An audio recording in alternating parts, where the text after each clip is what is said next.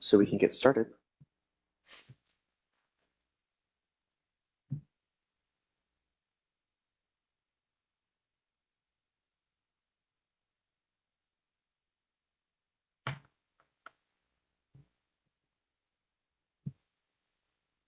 Great. We're recording, Mr. Price? Good morning. It is Tuesday, November 28th, 2023 at 8:34 a.m. And this is a meeting of the Comprehensive Land Use Plan Committee, and we have a quorum. Mr. Price, can you start us off with a quick roll call? Good morning. Bryn Rubin? Here. Deborah Carpenter? Here. Jasmine Anderson? Oops, sorry. Jerry Hawkins?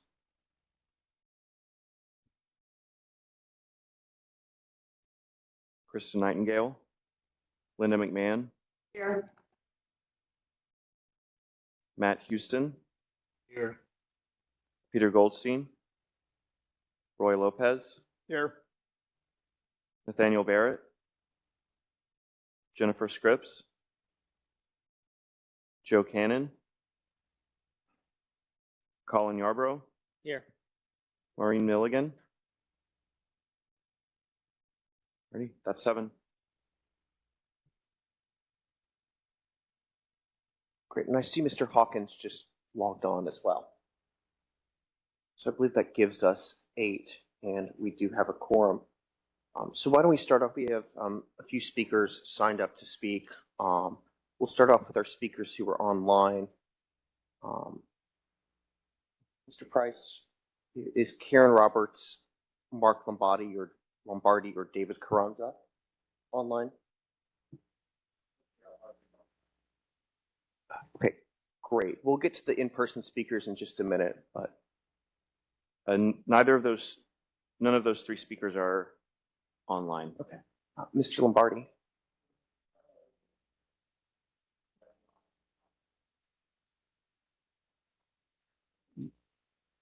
Yeah, we're going to take all public comments at the beginning.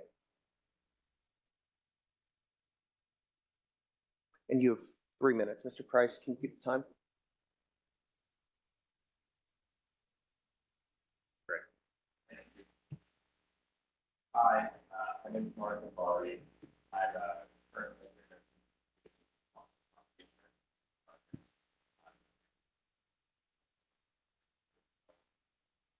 for me.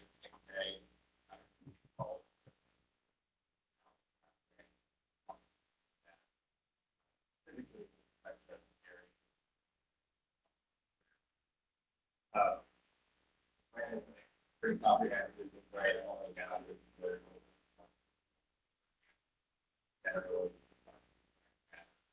and you don't actually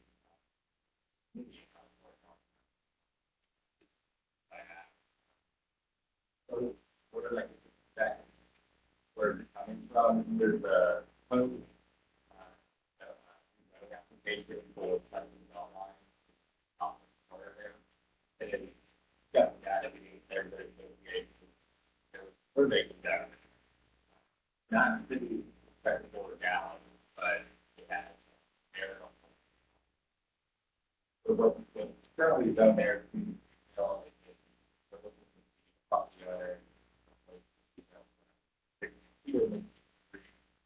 every association kind of got together. Maybe 20 days with it, get them all of these. Over 1,000 residents. Currently, for Dallas, that area that's getting at community, which I think is several along the line of what they can be, but that doesn't quite where with further.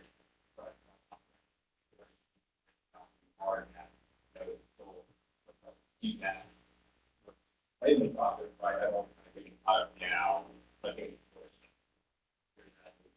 here later. The background, the idea was nearby stakeholders, that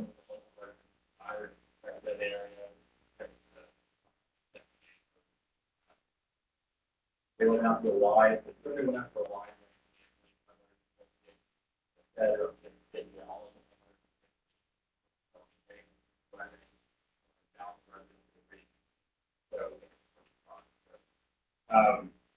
Here's some highlights. So 69% fire than area remain community retail currently zoned for. With one zone community zone, only 22% like fund 8%.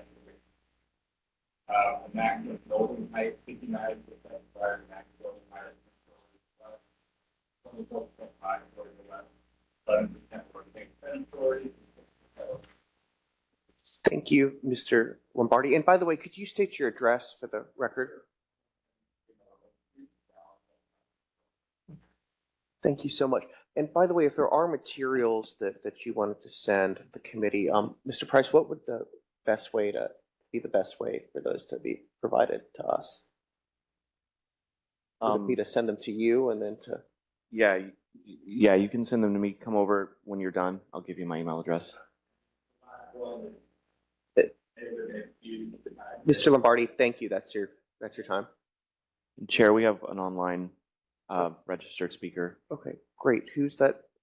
And by the Yeah. way, we have Miss Nightingale online joining us at 8:40. Who's the online speaker? We have Karen Roberts. Karen Roberts, if you, I've just switched you to be able to turn on your camera and unmute. If you could go ahead and attempt to do that for us. Good morning.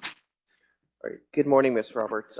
You have 3 minutes, and please start with your name and address for the record. I'm Karen Roberts. I live at 502 Cameron Avenue, Dallas 75223 in the Mount Auburn neighborhood.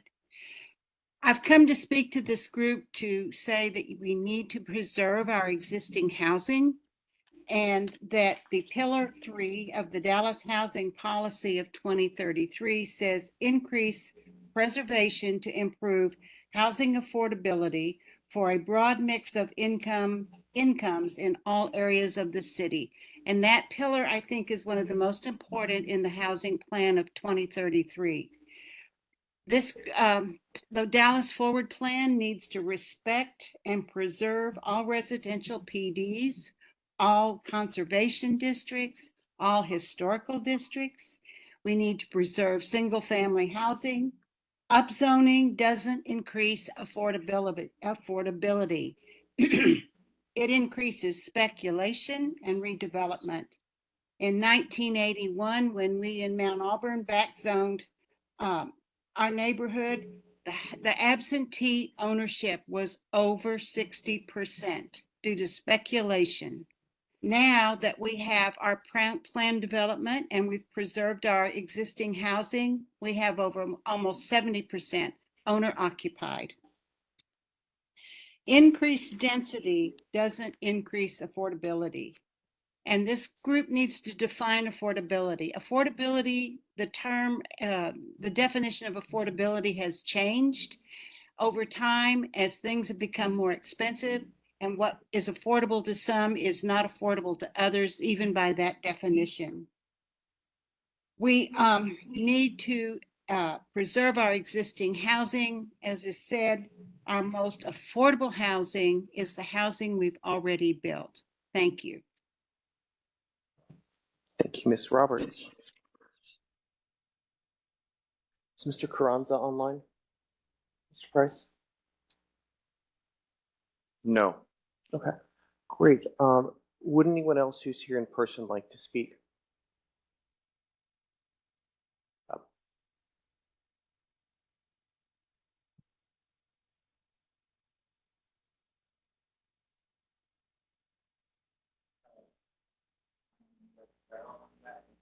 Is your microphone on, sir? Okay, I'm sorry. My name is Ed Zara, 1003 Valencia, Dallas, Texas, District 14. I'm an owner manager of multiple residential and commercial real estate properties and market them as well. I want to speak about the Dallas Forward Dallas plan. Eliminating single-family zoning is not the solution to the affordable housing crisis. Forward Dallas Land Use Plan is a long-range vision that guides how and where the city grows, but the elimination of single-family zoning will destroy the neighborhoods it proclaims to protect. Fact, page 4 action steps. Update the development code to allow ADUs by right in all neighborhoods. This is a major zoning change that makes all single-family zoning multifamily. Every neighborhood could double in density through an influx of rental properties. Forward Dallas must notify every single-family property owner to be sure they understand this ramification. This game changer was ignored in all of the 2 years of community meetings.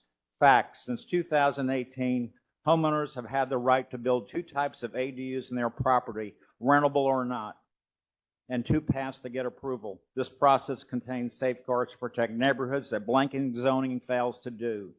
The burden falls on the homeowner who seeks a variance. Neighbors are notified about the proposed zoning change that impacts their quality of life. Fact, without these safeguards, Forward Dallas is opening the door for more investor-owned property as opposed to homeowners who live, work, and play in Dallas. Fact, creating density does not mean it's affordable. The cost of dirt determines its use. For example, a turnkey cost to build a 2-car garage with the quarters above is $174,000. That's $435 a square foot. Add loan costs, property tax, maintenance equals $2,578 a month at market rate. That's not affordable rent for a median income of $65,000. Fact, not every homeowner is or wants to be a landlord and deal with renter headaches, plus kiss your privacy goodbye. Fact, if a homeowner has age 65 homestead exemption, it will be reduced in proportion by the appraised value of the new ADU. Fact, there is no place type for traditional detached single-family homes with no ADUs. Why not? Fact, if you destroy single-family zoning, you destroy our city. Thank you. Thank you. And we have Commissioner Wheeler from the Plan Commission with us as well. Just wanted to note that. Next speaker.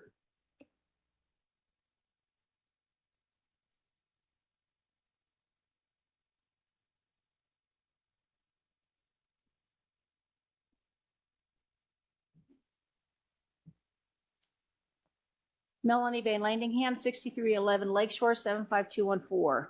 Forward Dallas seemingly focuses less on actual affordability and really just emphasizes more housing. But how much more? What kind of housing and where? There's a distressing lack of real data being used in this effort, resulting in unsubstantiated assumptions and empty recommendations based on flashy development trends than actual facts, putting into question everything it proposes so far. Forward Dallas also contradicts its own stated goals, claiming the need to emphasize greater density, specifically along commercial corridors, around TODs near downtown and work centers, while supposedly protecting existing context and scale. But then it disregards these goals and recommends overly broad, unnecessary, inappropriate multifamily and commercial infill in the very heart of single-family neighborhoods everywhere. This effectively destroys these family-based neighborhoods as valuable community-strengthening housing options for Dallas. Forcing high density for density's sake into single-family neighborhoods is overkill and ignores their existing fabric and context and contribution to overall community stability. Forward Dallas must first focus on incentivizing density on properties already zoned for multifamily and by converting commercial sprawl along major corridors and near major work centers into vibrant mixed-use live, work, play neighborhoods. Forward Dallas's blanket approach mindlessly recommends density everywhere and disregards detrimental consequences that will further degrade affordability, opportunity, equity, and weaken the existing neighborhoods. This blanket approach, which also dilutes development and economic efforts across the whole city, and that places less focus on areas that need density and affordability the most, including long ignored areas south of I-30 and west of Stemmons. This approach also continues development pressures on areas already experiencing higher densities like North Oak Cliff and East Dallas, where more infill just isn't needed and could further decrease affordability. Because Forward Dallas ignores the fact that existing single-family housing already is affordable housing, it will drive up prices through gentrification, forcing out existing residents. Forward Dallas needs to respect existing single-family fabric across all of Dallas, much of which already is affordable housing that helps build generational wealth for all Dallas residents. In reality, existing single-family neighborhoods already are their own place type, with distinctive features and character, history, stability, walkability, tree coverage, green spaces, and relationships with neighborhood services and other neighborhoods. Forward Dallas needs to recognize this and establish a single-family only place type to protect these valuable Dallas assets, not degrade with commercial infill or dissect them into mini lots. Thank you. Thank you. Next speaker.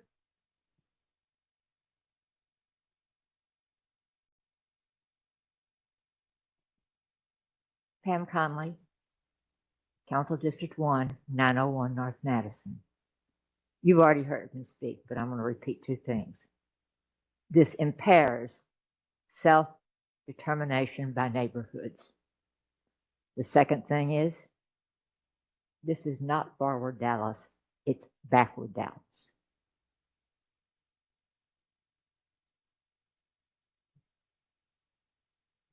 Thank you. Would anyone else like to speak?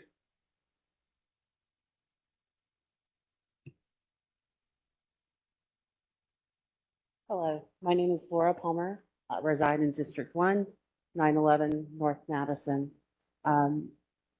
We've had very eloquent speakers today. I just want to include my comments that I'm disappointed in the presentation that staff gave last meeting with regards to removing the distinction between traditional and blended and creating a single place type of community residential. That seems to reduce the tools that are available in planning our neighborhoods. And we need more tools in that box, and that includes a single family place type in order to help preserve our existing neighborhoods.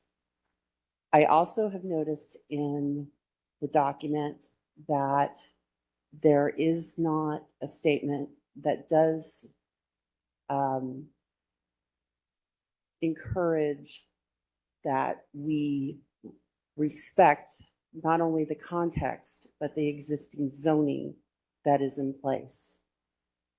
And I mean by zoning, planned developments, community conservation districts, historic districts, and neighborhood stabilization overlays.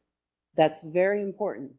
There's been a lot of work done in putting that zoning into place. And while it is not technically land use planning, people did approach those exercises with the thought that they were planning what those neighborhoods would be. And so there needs to be respect given to the work that has already been done, especially in North Oak Cliff and East Dallas. Thank you. Thank you. One of our registered online speakers is available, David Carranza. If you could turn on your video and unmute for us, please.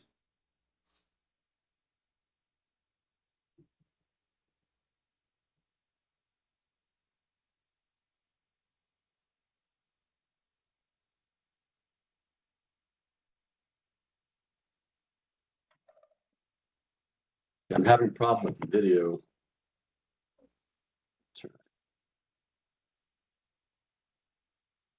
Thought I saw the video come on just a minute ago.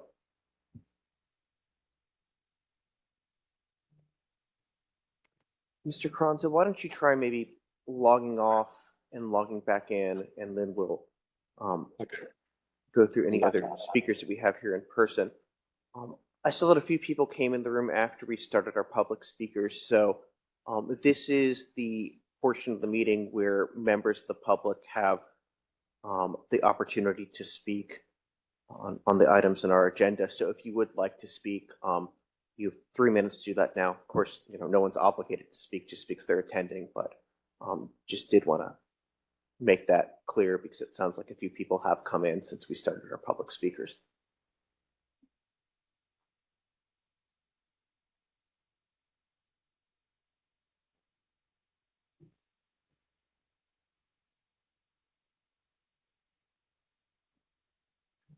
My name is Hank Lawson. I live at 2402 Parkville Avenue.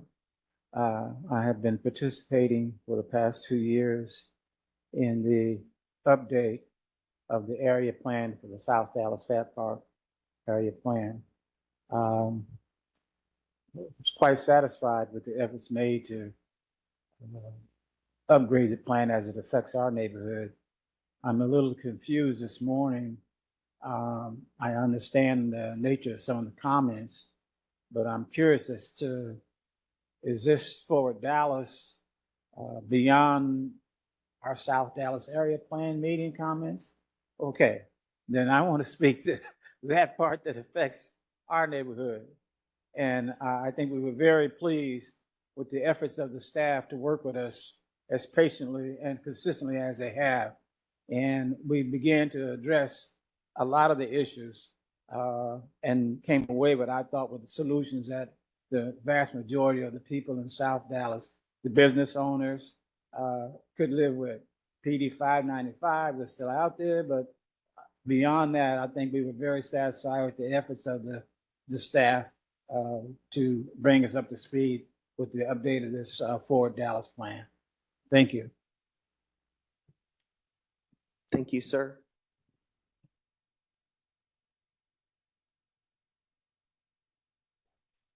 Good morning. My name is Scotty Smith, 2500 Peabody Avenue is my address in District 7. I'm here today to speak on behalf of the South Dallas Fair Park Area Plan as one of the chairs and a dedicated member of this task force. We worked tirelessly for the past 3 years to put this thing together. And I just want to kind of just let you guys know real quick that our community has been really a canvas of resilience and potential. However, far too long we've been overlooked. Our needs and our aspirations have been left unaddressed. And I feel like this plan, through the ups and downs and the roller coasters that we went through to get it to this point, it encapsulates our dreams for a safer street, better education, improved infrastructure, and really just thriving local businesses and housing. It's a blueprint for our future where every resident has the opportunity to prosper. And so my hope and my goal is that not only is this thing adopted today and through council, but also we put financial support behind this thing so that we can actually see what we've planned. And if you'll notice, it's not much different than what some of the 100-odd plans for South Dallas Fair Park has said. It's the exact same thing that we keep bringing to the city over and over again. We just need the financial support in the city folks behind it to make certain that it gets executed this time. And so I implore you, not only just adoption, but just ensuring that we get the right tools and the necessary help and financial support to make this thing not just a plan that sits on a shelf, but an actual reality. Thank you. Thank you. Commissioner Wheeler. Good morning. Formerly, before becoming a commissioner, I was on the area plan as the co-chair.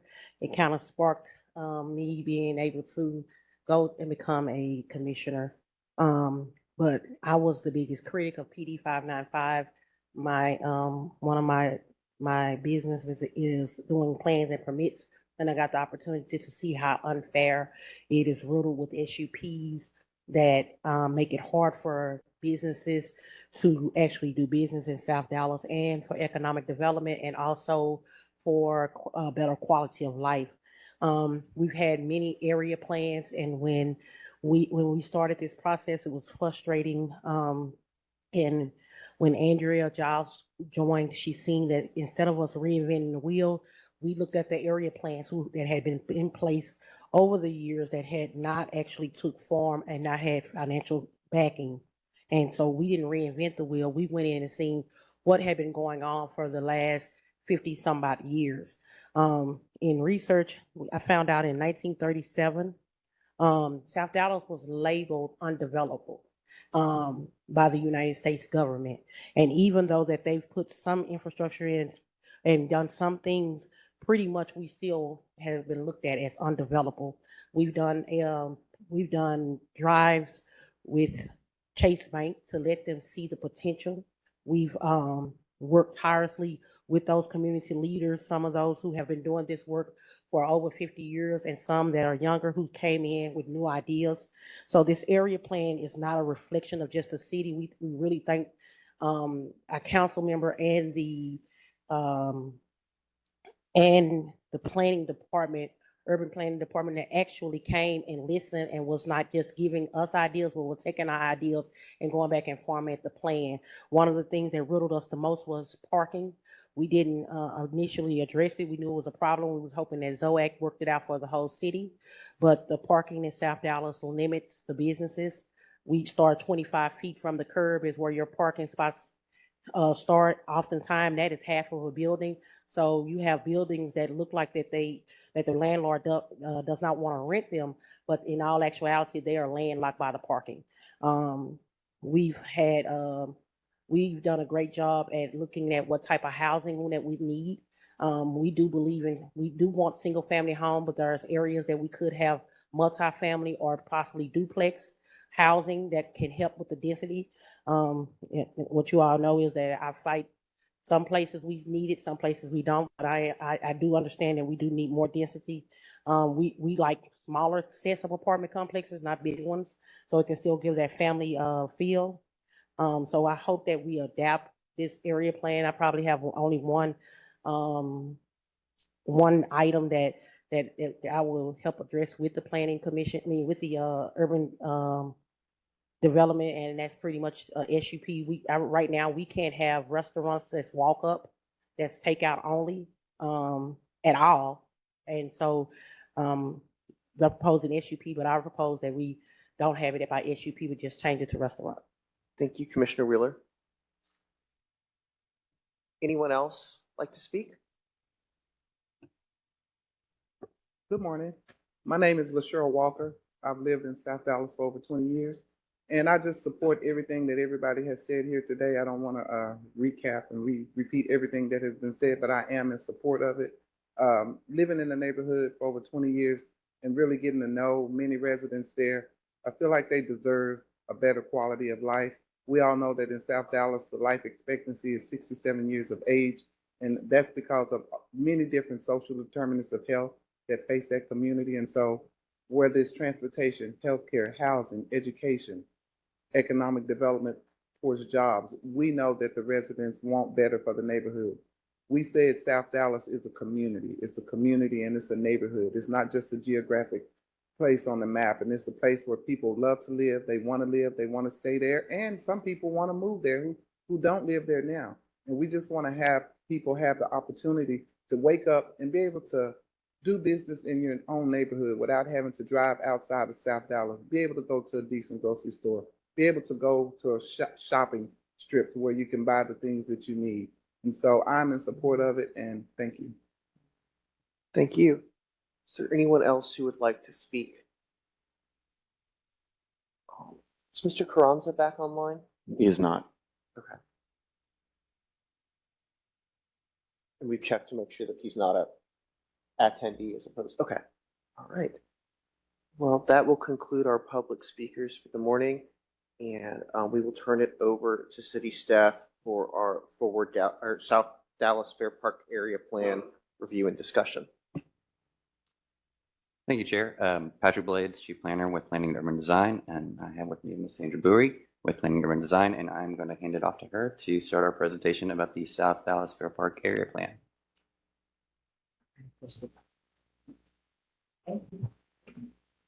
Thank you. Okay. Good morning, everyone. And let me first say thank you so much to our co-chairs, Commissioner Tabitha Wheeler, Scotty Smith, Mr. Hank Lawson, Commissioner Linda McMahon, Ms. Cheryl Walker for joining and supporting us this morning. All righty. So we were here last time where we gave you a significant overview of the area plan process. So I will not repeat that, but just want to provide a highlight, discuss equity for just a moment, and then pass it off to Patrick, where he will talk about the land use recommendations. So South Dallas Fair Park, PD 595. We've had many of our speakers this morning. talk about PD 595. It encompasses both zip code 75215 and 75210. It includes, and I do not want to overlook any of our neighborhoods, but just highlight some of those. Queen City, which is one of our focus areas, 2nd Avenue and Elsie Faye Higgins, the Martin Luther King DART station, Malcolm X Quarter. What else am I forgetting? Excuse me for just a moment. Excuse me, Mill City are some of those neighborhoods. Because the area is very large, we did have the 5 focus areas, but our recommendations include the entire South Dallas. Impetus for planning. It is most definitely, there's growing demand from the Deep Ellum area, from the convention center, from Fair Park. There's several highway projects that are happening and numerous plans in the past. I really want to highlight the Martin Luther King area plan that was done and adopted in 2013 because Mr. Hank Lawson has formed a community committee consisting of residents, business owners, and developers that are moving forward with strategies to address development in that area. We are rooted in the guiding principles that you see here. Just to make note that this is an implementation plan different from plans in the past, and that this one is focusing on the next 3 to 5 years with city and private development to move forward, to move South Dallas forward. What is our goal? To have a land development vision that will be incorporated into Forward Dallas. It will be addressing PD 595. It will provide prioritize infrastructure and investment, and also provide those design guidelines. When we looked at equity from a staff perspective, we went in with the lens of making people and properties, being that land use, the priority. And so our recommendations moving forward, which came from the task force, is to identify an external entity to oversee this implementation. I can say that this engagement that has been over 36 months really has grown into a collaborative effort. And I'm happy to see that the efforts are there to make sure that the recommendations are implemented both internally and externally. We have combed the City of Dallas and various departments and different funding sources. We have not done this in a silo. And one of the key strategies is to have the housing department select the South Dallas Fair Park as one of its target areas. It also includes leveraging existing city funds, which comes from perhaps the Office of Integrated Public Safety Solutions, from housing, from code enforcement. All of these are essential for us to address the community well-being. We talked about it from our speakers, but saying that some of our root causes here in the South Dallas Fair Park are substance abuse and public safety and blight. And these will are barriers to that development that is on its way. And one of the last recommendations that I will highlight today is requesting a budgeting for equity investment in fiscal year 24-25. An investment was made in 2 budget cycles ago to address some of the Office Environmental and Quality, OEQS, in their Brownsfield grants, and we would like to see more there. And now I will pass it over to Patrick. Thank you, Ms. Bowie. And again, as a little bit of a step back before I get into the land use recommendations, the area plan is going to have a lot of recommendations about housing, about environmental justice, about investments in infrastructure. That plan is being shopped around just to make sure that we do have the buy-ins from those departments. Again, what this committee is looking at is land use recommendations, so that's what we're going to go over here in a second. And again, as Mr. Smith, one of our co-chairs, mentioned, this is meant to be a very much of an implementation-focused area plan. You know, and not to get too far back, but City Dallas has done a lot of plans. and many of them sit on a shelf. And so PUD wants to be active in saying, okay, what weight can we carry when we do a plan? And so part of that is understanding, okay, we're not just making recommendations about a future vision. We're saying, okay, how do you achieve that vision through zoning, things that PUD can control? So really briefly, talking about comprehensive plans and area plans, because this committee has been looking at a comprehensive plan. Again, comprehensive plan, it's citywide zoning policy and guidance. It also includes a citywide land use plan, or in this case, a place-type map. An area plan that's going to get into the specifics of policy or zoning guidance for that specific area. It also can explore ways in which the place-type map might change. So if you have an adopted place-type map, you have an adopted comprehensive plan, an area plan can go into that and say, hey, it was 3 years ago or 10 years ago that we adopted a comprehensive plan. We need to look at that vision. And does that vision and that comprehensive plan match what we have on the ground? In this case, because we're doing Forward Dallas and the South Dallas plan together, that vision is going to be moved forward with Forward Dallas. So the vision that we have with the South Dallas and Fair Park area plan, that vision map, that place type map is going to be adopted with Forward Dallas, because they're going forward kind of hand in hand. In the future, what would happen is you would have an area plan or corridor or a neighborhood plan that would explore the vision and perhaps make suggestions to change that place type map.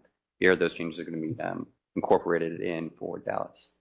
And again, the last part there is to provide more detail than the place types can just themselves. As we've kind of talked about here for the past year, and really longer than that with Forward Dallas, the place types, it can be kind of broad. And these area plans can get more into detail about some of those place types. So when we talk about a certain community mixed use, what do we mean when we say community mixed use in this area? You know, is it this type of more suburban community mixed use? Is it more of a vertical community mixed use? What are those details? So again, the guiding principles from the area plan about land use and zoning. The first one up there is to address the land use and zoning issues that are coming up that are preventing some barriers to promoting vibrant neighborhoods and vibrant mixed-use areas. The second one there is a lot of land that is in South Dallas that they do not have structures on them at the moment. There are other properties that are in South Dallas that don't have active users on those properties that may have structures on them. So it's understanding how to incentivize development in some of those areas. And then it's to understand, as Commissioner Wheeler said, how do you get some of that more, that missing middle housing in South Dallas? South Dallas, over its history, has had a lot of that there. Right now, the zoning would prevent much of that. So it's understanding how and where can some of that additional housing go in. So this is the area that we're looking at. Again, to orient yourself, there on the top, the big green, that's Fair Park. This is a land use map. It's not a place type map because, again, our place type map is still going through that iteration because we are adopting the South Dallas place type map with the Forward Dallas place type map. The Forward Dallas map, when it's updated, will be reflected of the changes that I'm going to bring up. But in general, most of the yellow there that's on the map, those are the existing residential neighborhoods.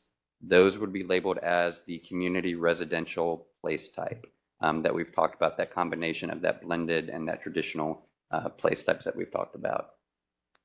Then there, if you can see the cursor, the area that's going to be here along Robert B. Cullum, that's the area that's adjacent to Fair Park. That area that comes out of kind of where it comes out of Deep Ellum and goes along Fair Park, where you have the MLK station, that area and the area close to it, that would be a regional mixed-use place type.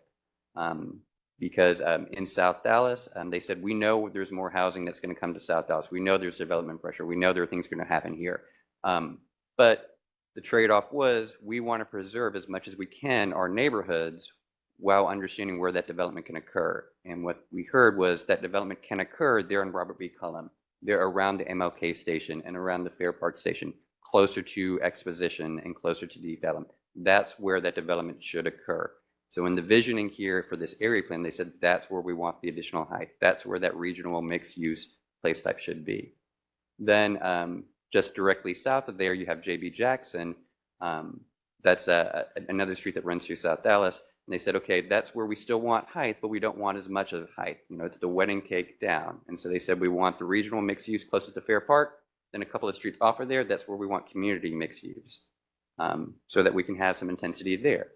Then along the major corridors that you see highlighted there in kind of outlined there in black, that's going to be LC Fay Higgins, 2nd Avenue, that's going to be MLK, that's going to be Malcolm X. Those should be neighborhood mixed use. We don't want 8 stories there, but we know that these should be our these are older commercial corridors that need to become more of those mixed use corridors. And so that's where we want to have that neighborhood mixed use place type that's there. And the last area that I point out, there's some area of PD 595 here in South Dallas. It's around Botham Jean. It's there on the very southwest area. You see there in pink. That would be a commercial flex place type. Right now, there is some industrial uses that are there. The intent is that, yes, some of those industrial uses can stay in a temporary, not to get into zoning, but through SUPs until eventually there is a land use that comes in that would replace those.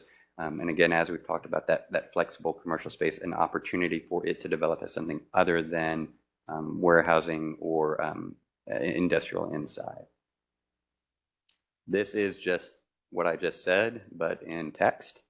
So again, I figured I'd talk about it on the map as, and instead of actually going over all of those words.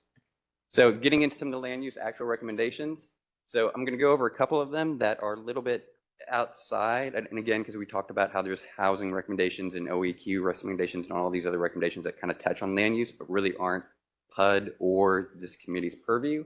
One of those is talking with OEQS about brownfield cleanup and ensuring that environmental remediation dollars are activated there in South Dallas. The top one up there, that's just making sure that the forward Dallas place type map is reflected of the vision in South Dallas. This is one where we're talking with housing about basically 3 different corridors and saying, because again, a lot of departments look to PUD to say, okay, we need some direction. We need a plan. If we have dollars to spend in an area, how should we be spending these money, these funds? And so this is an example of us saying, okay, here are 3 areas that the community pointed out. They said we need to be looking at these, and how can PUD be an active partner in looking at the developmental possibilities in there, and then reviewing are there hurdles that PUD can address to make them more shovel ready for housing or for developers to work with housing on. Getting into a little bit more of what this community would be looking at. So the objective up there is to promote vibrant neighborhoods and thriving mixed-use corridors is what we talked about. The 3 points that we have up there, one is to review the PD 595, that's about 5,000 acres in South Dallas, to talk about changes in allowed land uses, what's allowed through right, what's allowed through SUP, what's allowed in different zoning districts. And I'm going to go over those a little bit more in detail in the next slide. But the next one up there talks about reviewing the parking and parking setbacks. Again, I'll go over that a little bit more in detail. And then the last one there, that's working with parks about traffic control patterns for Fair Park. That's again, trying to give the community voice about something that they are working with parks on that we just want to uplift. So a couple of the specifics that we're talking about there. So in the plan development 595, there are a very specific, there's to step back a little bit, 20 years ago in South Dallas, there were a number of businesses that were there that were selling nothing but potato chips and beer. That was all they were selling. There were convenience stores that sold nothing but alcohol and junk food. And again, 20 years ago, this is when you had Dallas was either wet, you could sell alcohol any way you wanted to, or it was dry. You couldn't sell alcohol in a convenience store. Now there are areas that are wet and areas that are damp. So now almost every convenience store in Dallas can sell alcohol. 20 years ago, that was not the case. So there was a high concentration of convenience stores that sold junk food and nothing but alcohol. And so in the PD 20 years ago, they created a specific land use that said there is a store that sells dry goods, clothing, those types of things. And then another land use that was food and beverage, where it sold food and beverage, like a traditional convenience store would sell, a C-store would sell. As Commissioner Wheeler pointed out, that land use, that food and beverage store, smaller convenience store, is either not allowed or allowed through an SUP in a number of different zoning districts in South Dallas. Again, they want to see all of those because there are a number of bad actors that are in the case. In one of the sub-districts in the PD, it's not allowed at all. This would allow it by SUP because a number of members on the task force did have some concern that allowing it by right would allow some of those bad actors back in, but they did want to open the door to say if there are some good actors, we can go ahead and allow those to come in. There's another land use right now. A catering land use is not allowed at all in South Dallas. You can't have a catering service in South Dallas. This would just say this is allowed by right in all of those mixed use and commercial areas.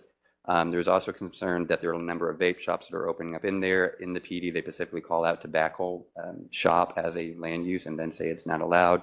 So this would then include, would change that definition of tobacco use to include vaping products to prevent just a store from selling vaping goods. There's one that's up here that's not on one other suggestion, which is massage. Right now in South Dallas, again, they call that out as a specific land use and say it's not allowed at all. But as anyone who has gone into a nail salon or a personal service use, they offer massage, a lot of times massages as an accessory. It's not the thing you go there to do. This would make allowing that massage land use as an accessory to other personal service. It's not up here just because we ran out of space. This is another suggestion where we talk about the different types of land uses. So right now in the commercial areas, you cannot do residential land uses. This is not just in South Dallas, this is throughout the city of Dallas. And as we've talked about it in Forward Dallas, we understand that our commercial, retail, restaurants, office, those land uses are not what they were 5 years ago, 10 years ago, 20 years ago, that they are now more mixed use or activity corridors and nodes. So this would be a suggestion that would allow multifamily, duplex, and single-family land use in those commercial corridors, making them mixed-use corridors. That would specifically be in this case, it would be in the CC and the NC subdistrict within this PD, but it would allow those land uses.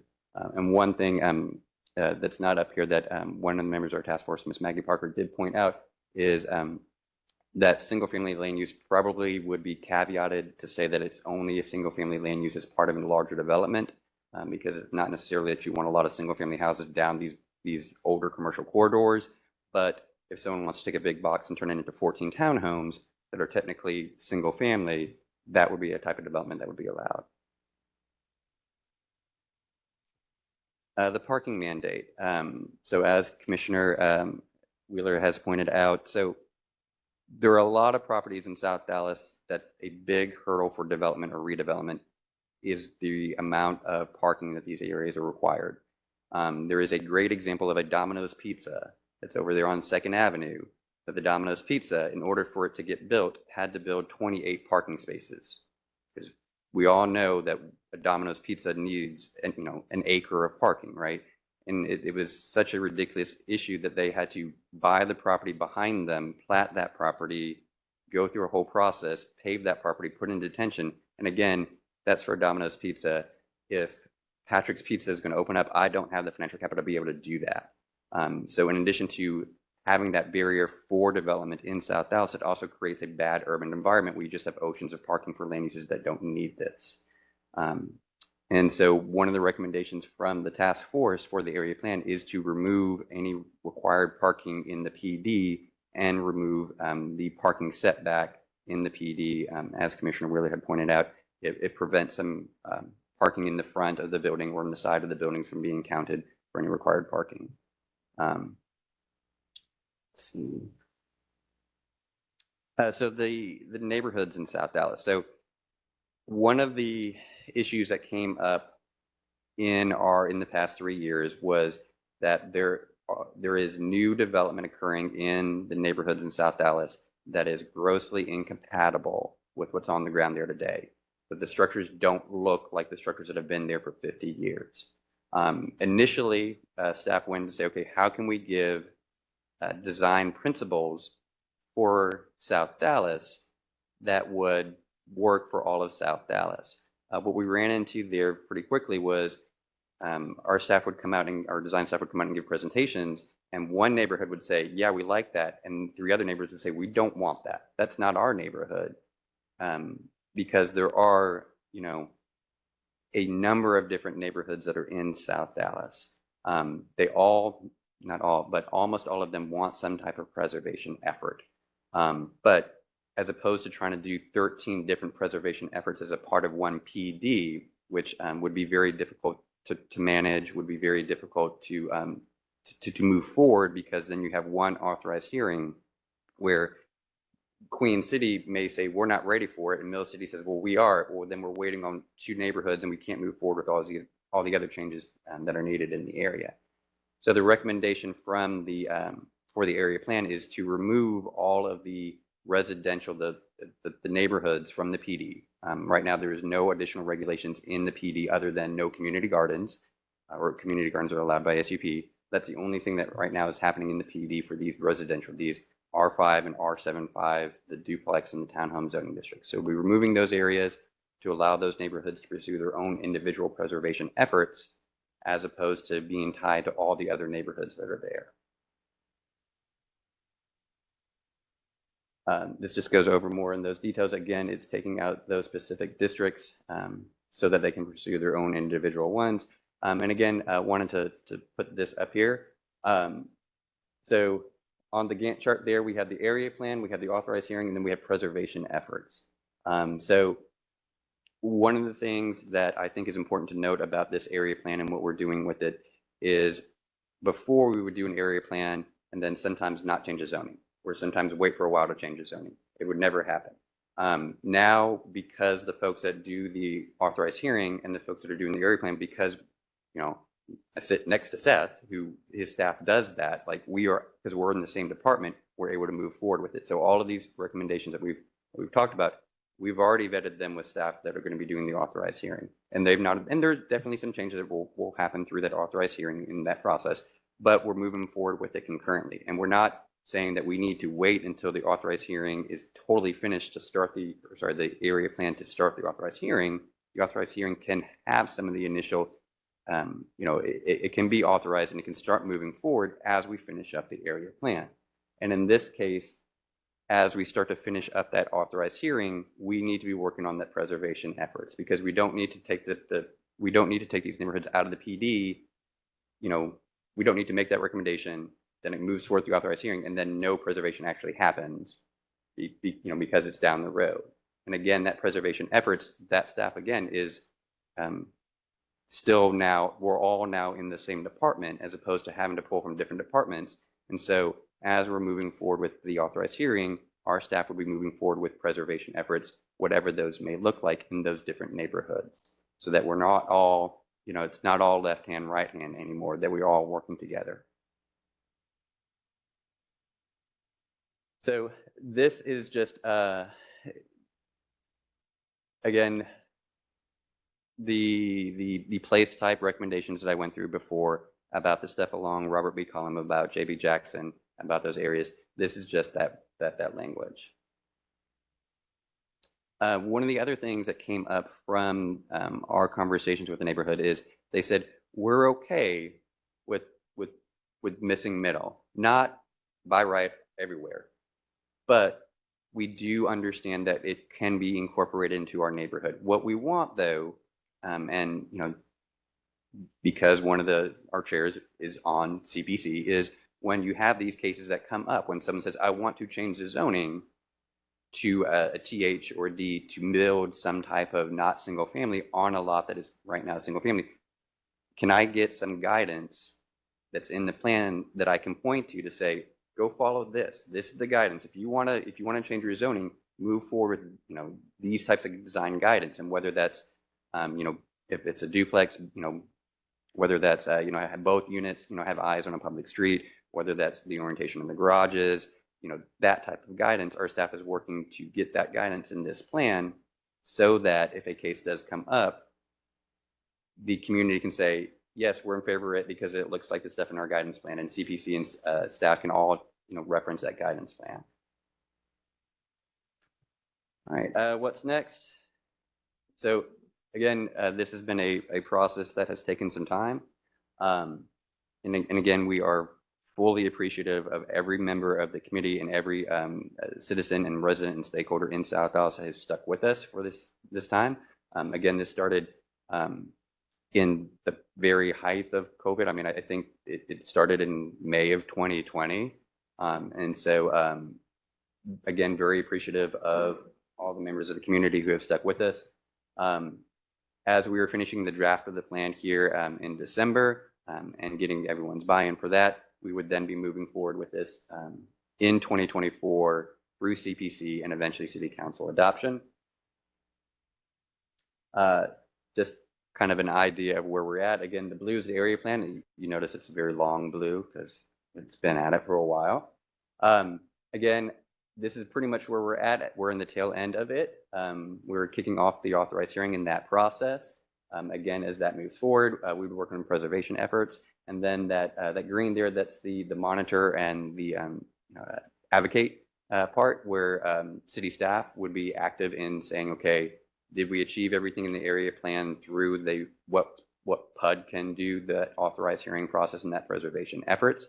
And then the other stuff that's in the plan, where it is uplifting the voices of the community, that's where some of our members have talked about having, an external organization to be able to be that advocate organization in South Dallas. And how is that organization doing? How are they advocating for what is in the plan? And with that, we would be happy to answer any questions. Great. Thank you so much, Ms. Bowie and Mr. Blades, for your great presentation. Thank you also to all of the community members who have been very involved and spent, I'm sure, countless hours contributing to and working on this plan. Before I turn it over to the body for questions, just sort of a procedural housekeeping question. Is this a briefing today? Is there a need for the committee to vote on this before it goes to CPC? What is our action item? So this is for the action item today. It would be feedback on the recommendations. It would not necessarily need a vote at this point. When the draft plan, is more finalized, when we have that total buy-in, that would be when we would come back to CLUP for a vote if necessary. Okay. Great. Thank you so much, Mr. Blades. With that, I'll turn it over to members of the body. And of course, Commissioner Wheeler, since you're a CPC member, you're welcome to participate as well for questions and comments. Commissioner Carpenter. Well, I have lots of questions as usual. My first question is kind of backing up just to PD 595. Because normally when I'm looking for information on a PD, I go to the city attorney's office and look at their, list of PDs. And this particular PD does not have a map of the, of the district to show where these different zoning districts are.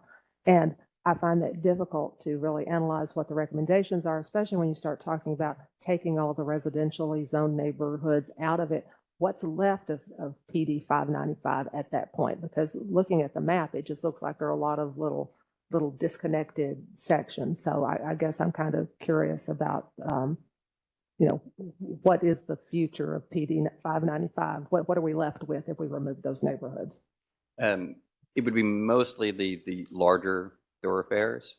So it would be those bigger thoroughfares in the area that's closer to Fair Park. It would basically be the stuff that's the non-residential components would be what's left of 595. And yes, I believe there is some issues with producing a map, and again, of that size, because again, it's 5,000 acres, a little similar to 193, where it's a little bit difficult to produce that map.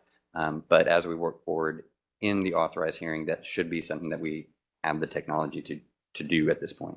It would be helpful just to see the boundaries and then what is actually Fair Park and what's not Fair Park, because a great deal of that has to be Fair Park. And then the recommendation to remove the residential neighborhoods from the PD, and then so are you recommending at that point that they just move to straight zoning?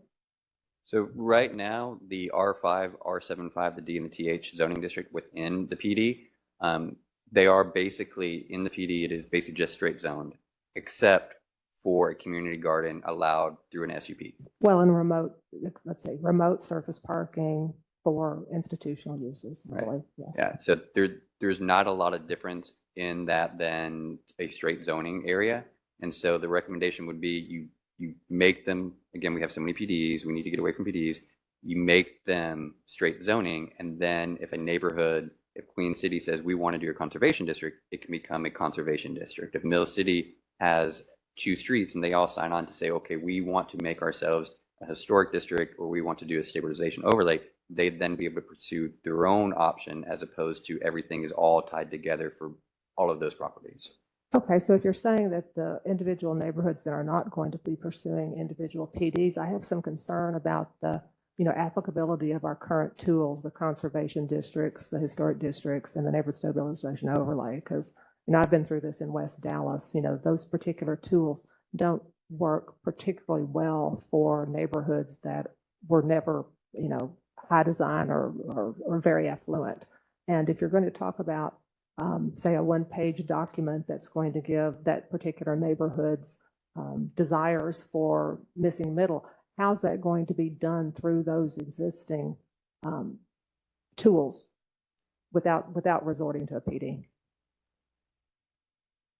So for the one-page document, that's, again, if you're going to make that's intended to say, if it's a straight zoned R5 property after it's moved to the PD and someone says, I want to change it to a duplex zoning district, okay, does it meet my design parameters? Am I going to do this? Am I going to do that?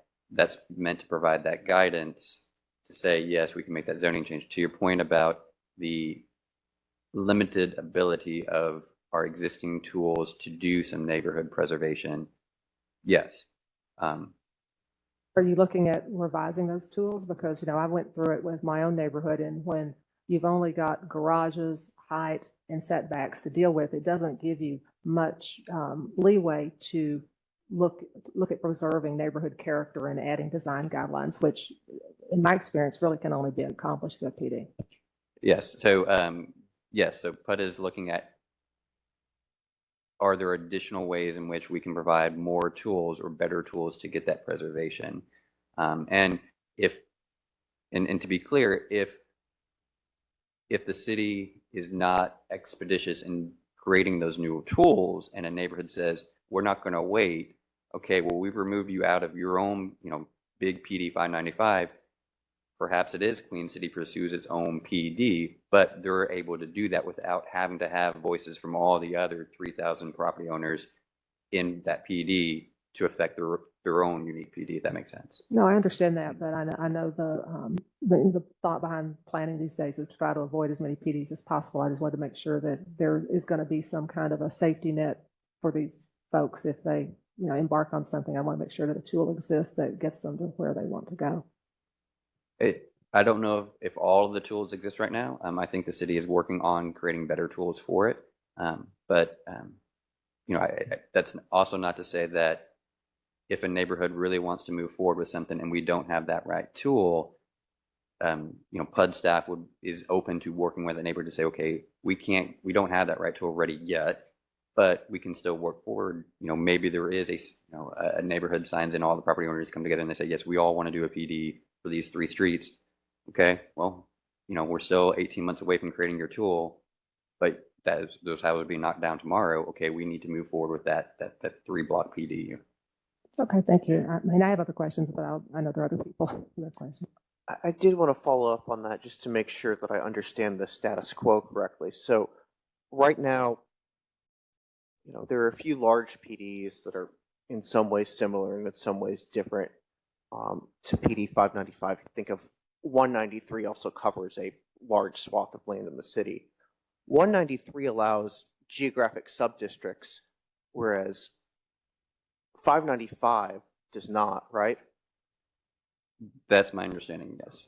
So part of the barrier of everything, all these residential areas being in 595 to preservation right now, is that if there's a preservation tool that one neighborhood wants to use, it needs to basically be written into the PD 595 R75 regulations, which may fit part of PD 595 residential, but not another part of PD 595 residential, right? Yes, that's correct. So those tools are hard to access today and would become simpler to access for a neighborhood if these areas did go to straight zoning, right? Yes, that if a neighborhood wanted to pursue those preservation tools, it would be easier if they were not part of 595. Is there even a way for a, let's say, conservation district to be implemented in PD 595 today without, as it's written? So a conservation district would, I believe, and I would have to check with our conservation district staff to see if you can implement a conservation district without that conservation district also being a part of its underlying PD. So if it's straight zoned and you can have a conservation district, if there is a PD and that PD doesn't speak to the conservation district, then can they move forward with that? That is a question I can follow up on. Okay. My understanding is they would have to pull it out of the PD, and we do see a lot of applications to pull things out of PD 595 and create new PDs, right? And again, I would need to follow up. That is my recollection. But again, I don't do that on a day-to-day basis. So I want to make sure that I am able to speak with staff that would do that on a day-to-day basis to make sure that I'm not speaking out of turn. Okay, yep, great. Thanks, Mr. Blades. Additional questions or comments? Commissioner Wheeler?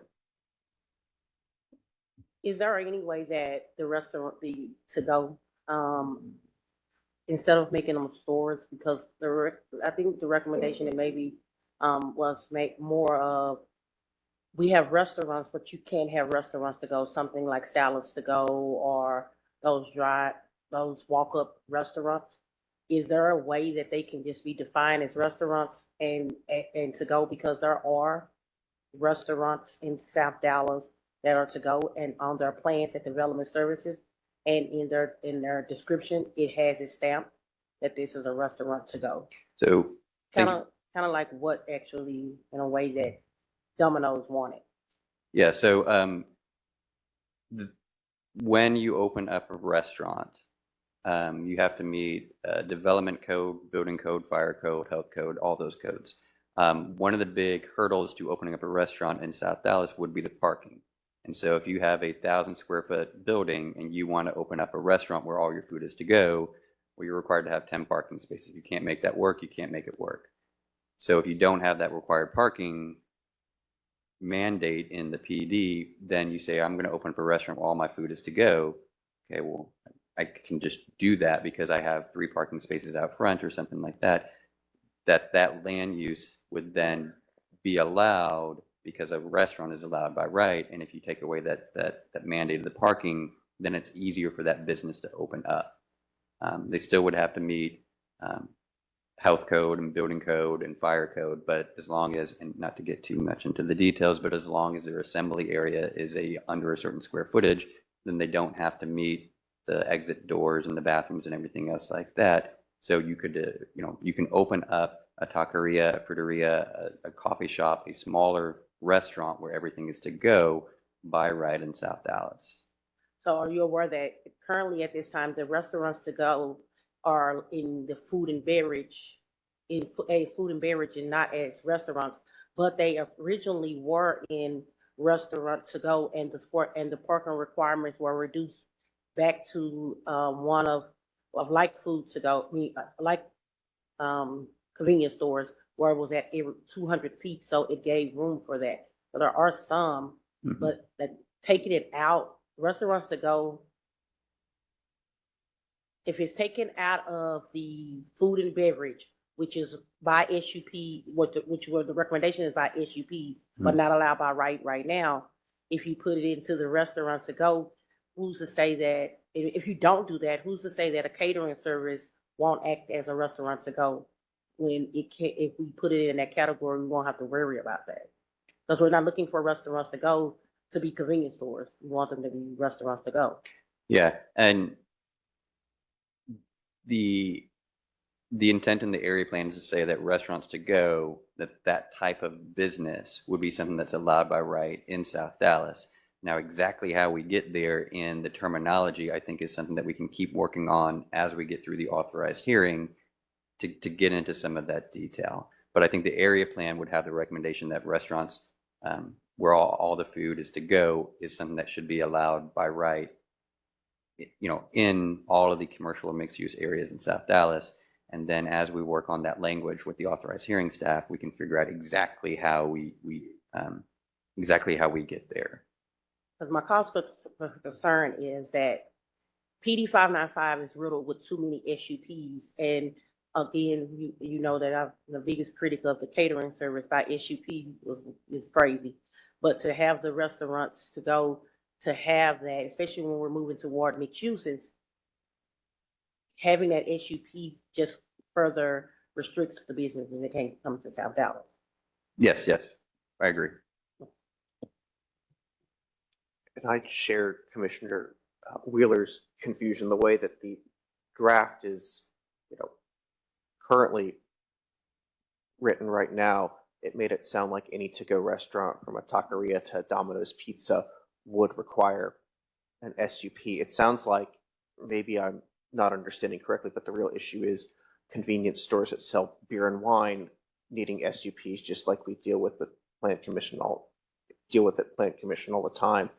And I think that y'all may have similar confusion at the Plan Commission when this comes before that body, if y'all don't maybe tweak the language in the area plan just a little bit to address what is this SUP requirement really tackling, which seems to be, to me, and again, could be wrong, is uses that sell alcohol as opposed to uses selling just food. Yes. And part of that limitation is that the state of Texas says that zoning can't limit alcohol. And so we can't address the convenience store that just sells, potato chips and alcohol through a land use issue. And so we're trying to figure out a way to tackle it in which we still are cognizant of that type of land use, but we're also allowing restaurants where most of the food, if not all of the food, is to go. And making sure that those are allowed by right in South Dallas, but that the convenience store that still sells almost nothing but alcohol and potato chips is subject to that SUP. Great. Well, I look forward to seeing y'all's continued work on that. Commissioner Wheeler, did you have a follow-up? Is the confusion that right now in South Dallas, most of the convenience stores already sell food, hot food to go. And so you're trying to make it where you know that there is a difference, but the language right now in current zoning doesn't dictate that, because we know that it's in South Dallas that food and beverage and general merchandise is separated as two different uses instead of a combined use. But if the restaurants to go, is there not a language that we understand that the restaurants to go, we're looking at taquerias, we're looking at some walk-up, like the snow cone shops, those different things right now is in the land use, it is combined as food and beverage. And we need something that separates the language so that a restaurant to go is a restaurant to go and a food and beverage store, convenience store. Is that what you're running into issues? Yes, and some difficulty in figuring out, because we've had some different proposals about some of that language, and I don't think any of them that the task force have enthusiastically supported, because we've talked about like percentage of different stuff, and that wasn't ideal for the task force. So again, where we're at now is making the recommendation that the food and beverage store as a convenience store type of land use is subject to the SUP, and that restaurants would be allowed by right throughout South Dallas in that PD, and that some of the mechanisms of removing the parking mandate would mean that a restaurant that's almost all to-go food would be allowed by right and able to move into those spaces, like a snow cone stand would be able to open up, and not to say, well, you can't open up snow cone stand because you need 7 parking spaces and you don't have 7 parking spaces. So what you're saying is that we're going to relabel them back to restaurants to go, or back to restaurants, if we can get the parking requirements taken away, and then they will not have to serve in a food and beverage to go. Yeah. Also, what I didn't see is that in the NC, what is allowed by right is live work. Is there any way that live work the recommendation that, because right now the live work says that there can only be one dwelling, is there any way to, or is that the definition? Or are you looking at expanding that? Because So, yeah, so in the NC, that's the neighborhood commercial, and the CC, that's the community commercial sub-district within 595, our recommendation would be that you allow not only the live work unit, but also a single-family land use, a duplex land use, and a multifamily land use.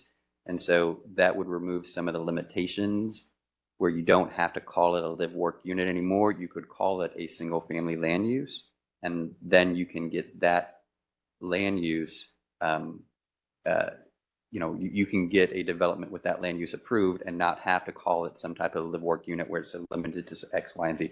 You can just say, no, it's a dwelling unit. Whether it's 1, 2, 3, it's a dwelling unit that's allowed, and it's not a live work unit. So will it still allow for that commercial use on it?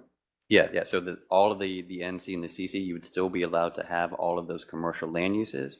They can continue as commercial land uses, but if there is a residential component that they want to include in it, or if some of the larger commercial buildings that don't have many tenants, or some of the faith-based communities where their congregations aren't as strong as they used to be, if those properties want to, if the market right now says, well, you can't make those more commercial, you can't turn it into an office building, but someone says, I can make it into 14 townhomes, that is a thing that would be possible there. You could still turn it into a restaurant, but you could also turn it into something that's more of a residential based land use.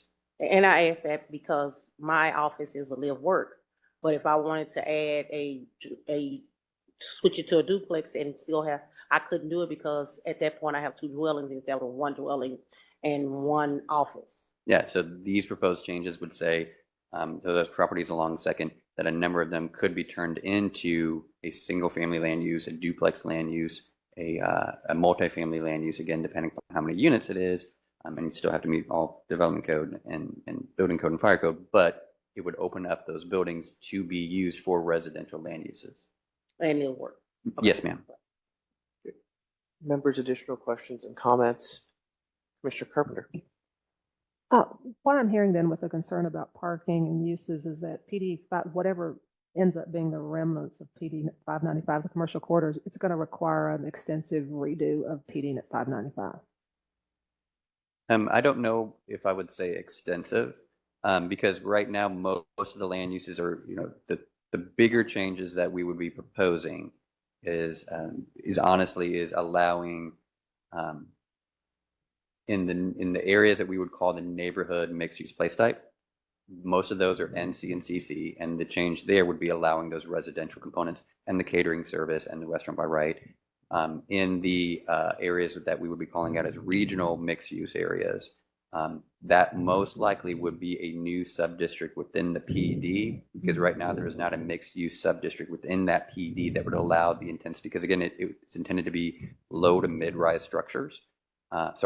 Mid to high-rise structures in that residential, that regional mixed-use area. There's not a sub-district in that PD that allows that right now. Right. So it's probably a new sub-district within it. And we've talked with our authorized hearing staff, and they're like, yes, we understand that. We know we have a basis right now in the mixed use, but it limits it to, I think, 7 stories to say, okay, let's use that base and let's figure out through that authorized hearing, FAR or height, but this plan gives us the guidance to say mid to high rise. And then in the community mixed use areas, it's probably rezoning those areas to the existing mixed use sub-district that exists within 595, because it is it's a permissive, up to low to mid rise structures, number of commercial, number of mixed use properties that you can develop there, but allowing that as rezoning those areas for that community mixed use. Does that answer the? No, I'll take out the word extensive. It's going to require a redo of 595 to add new sub-districts, to add some of the, to align them up with whatever the vision is for the place type for those particular areas. And we've already, the hearing has already been authorized, and our staff is already working on it. Again, as opposed to, we adopt this in February of 2024, we don't need to be still working on the authorized hearing in 2026. Right. We need to be finishing up in the summer or the fall at the latest, that authorized hearing, But in February of 2024, our authorized hearing staff is already working on it because they've already got their marching orders from the area plan and they know what they're doing. They're already making those red line versions, and then it's shopping those around to make sure that we're good with it so that we're able to move forward with that. So again, yes, it would require some changes in 595. We're already working on those to put before council. And again, that's where a little bit of the minutia that we're talking about is going to hopefully it will get ironed out at that point. Well, I'm listening to the dialogue about parking. It seems to me that parking needs to be looked at pretty thoroughly there because the little bullet points that we've been shown say that wants to eliminate 595's mandate on parking, but my reading of 595, it's pretty much silent on parking as far as parking ratios. It has some rules about screening, and it has the rules about the location of remote surface parking, and about, it looks like the big problem, I guess, goes back to the default 51A parking regulations for these older legacy buildings. But also for prohibiting the required off-street parking in the first, is it 25 or 30 feet from the curb? Mm-hmm. Mm-hmm.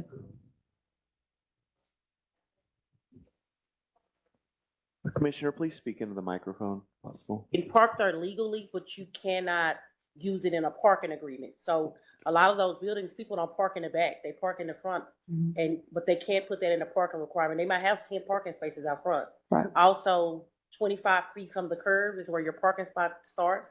If you sit on two side streets, we have a property owner at Reed and Malcolm X.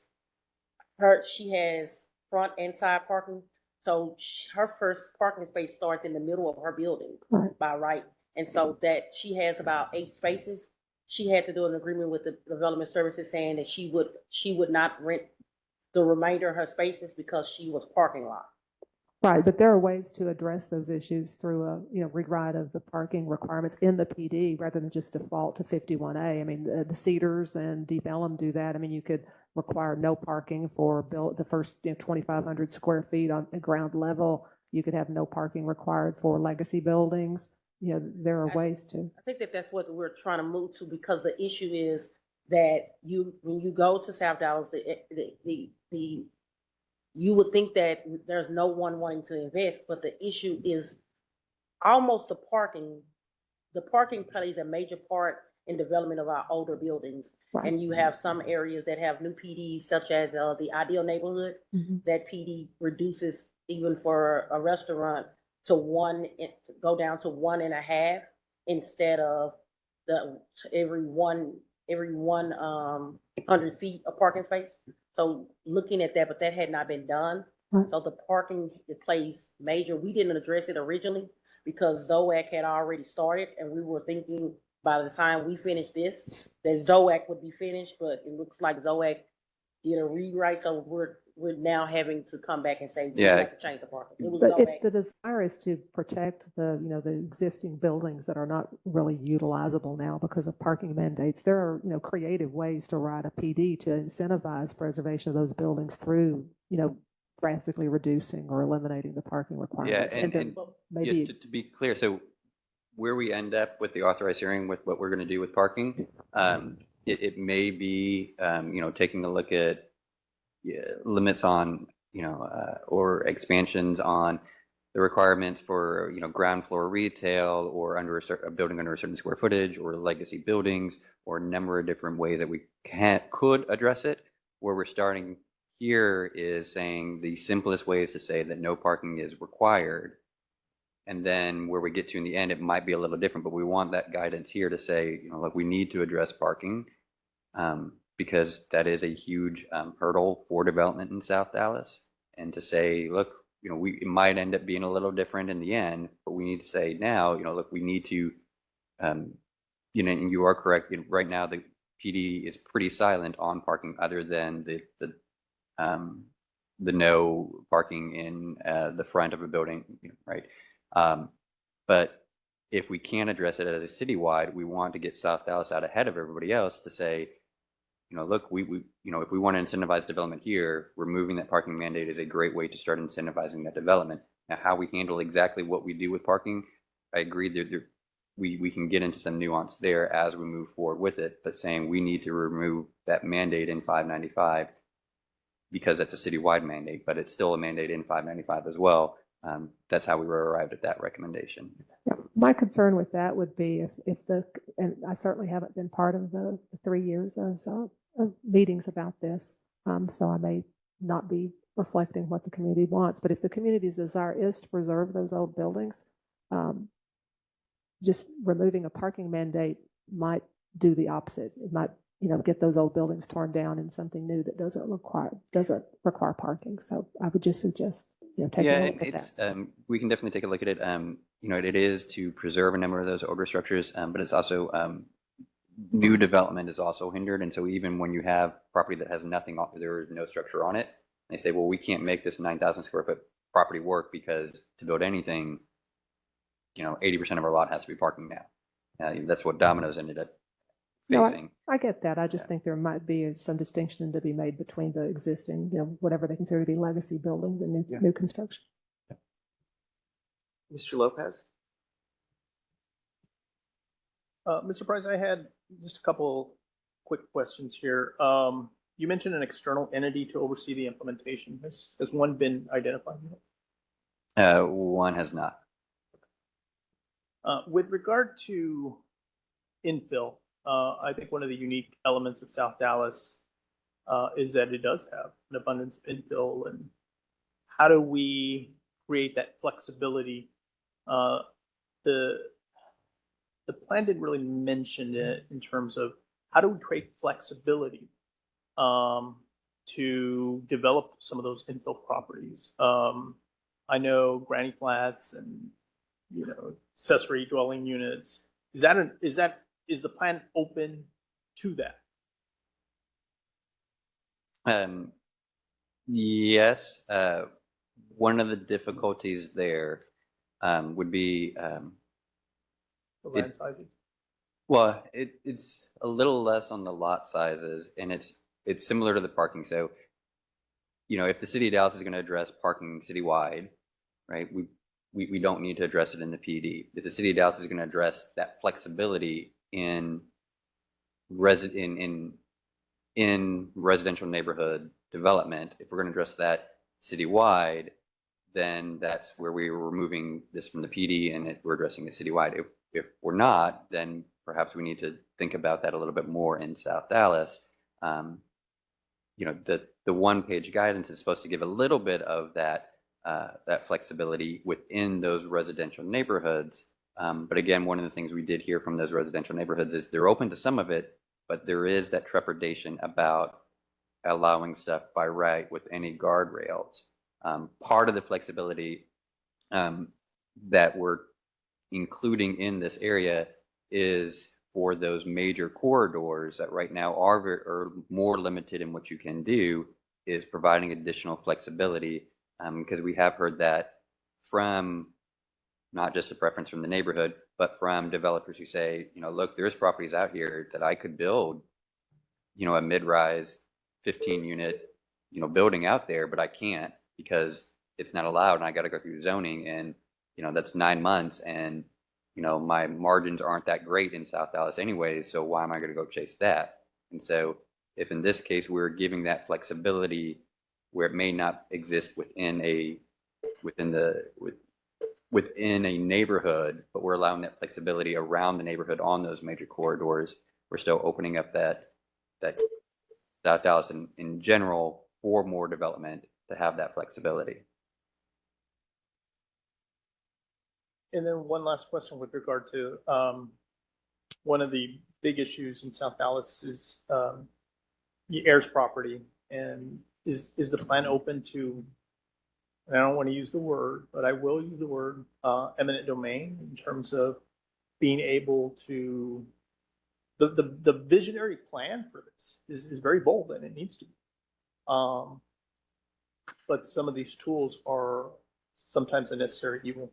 So yeah, and again, I would not go to the eminent domain language. I would say that in our plan, because again, there are things that PUD can do, and then there are things that PUD can lift up. And one of the things that we're lifting up is how can the Department of Housing go in there And, they've done this in other neighborhoods where, they've targeted a neighborhood and say, we are going to start to clean some of these titles up to make it easier for properties to develop or for homeowners to take advantage of certain things that they can't right now because, they're living in a house that is under great grandma's trust and there's 18 heirs and you can't track down those folks. And so it's calling that out to say that, resources need to be put into those programs in South Dallas because that's another hurdle for preservation and for development as well. Yeah, I mean, unless you have a high-priced lawyer and the margins, like you mentioned, are thin, those properties will stay. Yeah. Thank you. Do we have any speakers online? I thought I saw someone raise their hand. Ms. McMahon. Thank you very much. I have a couple of questions. First of all, just so I'm clear, because PD 595 has been a major thorn in the side of the organizations we've been working with. The recommendation is PD 595 is only going to be specific to the commercial corridors that you've outlined specifically. That's the amendment to PD 595. Yes, that the residential neighborhoods would no longer be a part of the PD and that the areas that would be in the PD would be those mixed-use corridors and nodes. Perfect. Thank you. That's a big lift. Second, I have a question about the environmental slide. You had a slide about environmental something. Can't remember which one. Okay.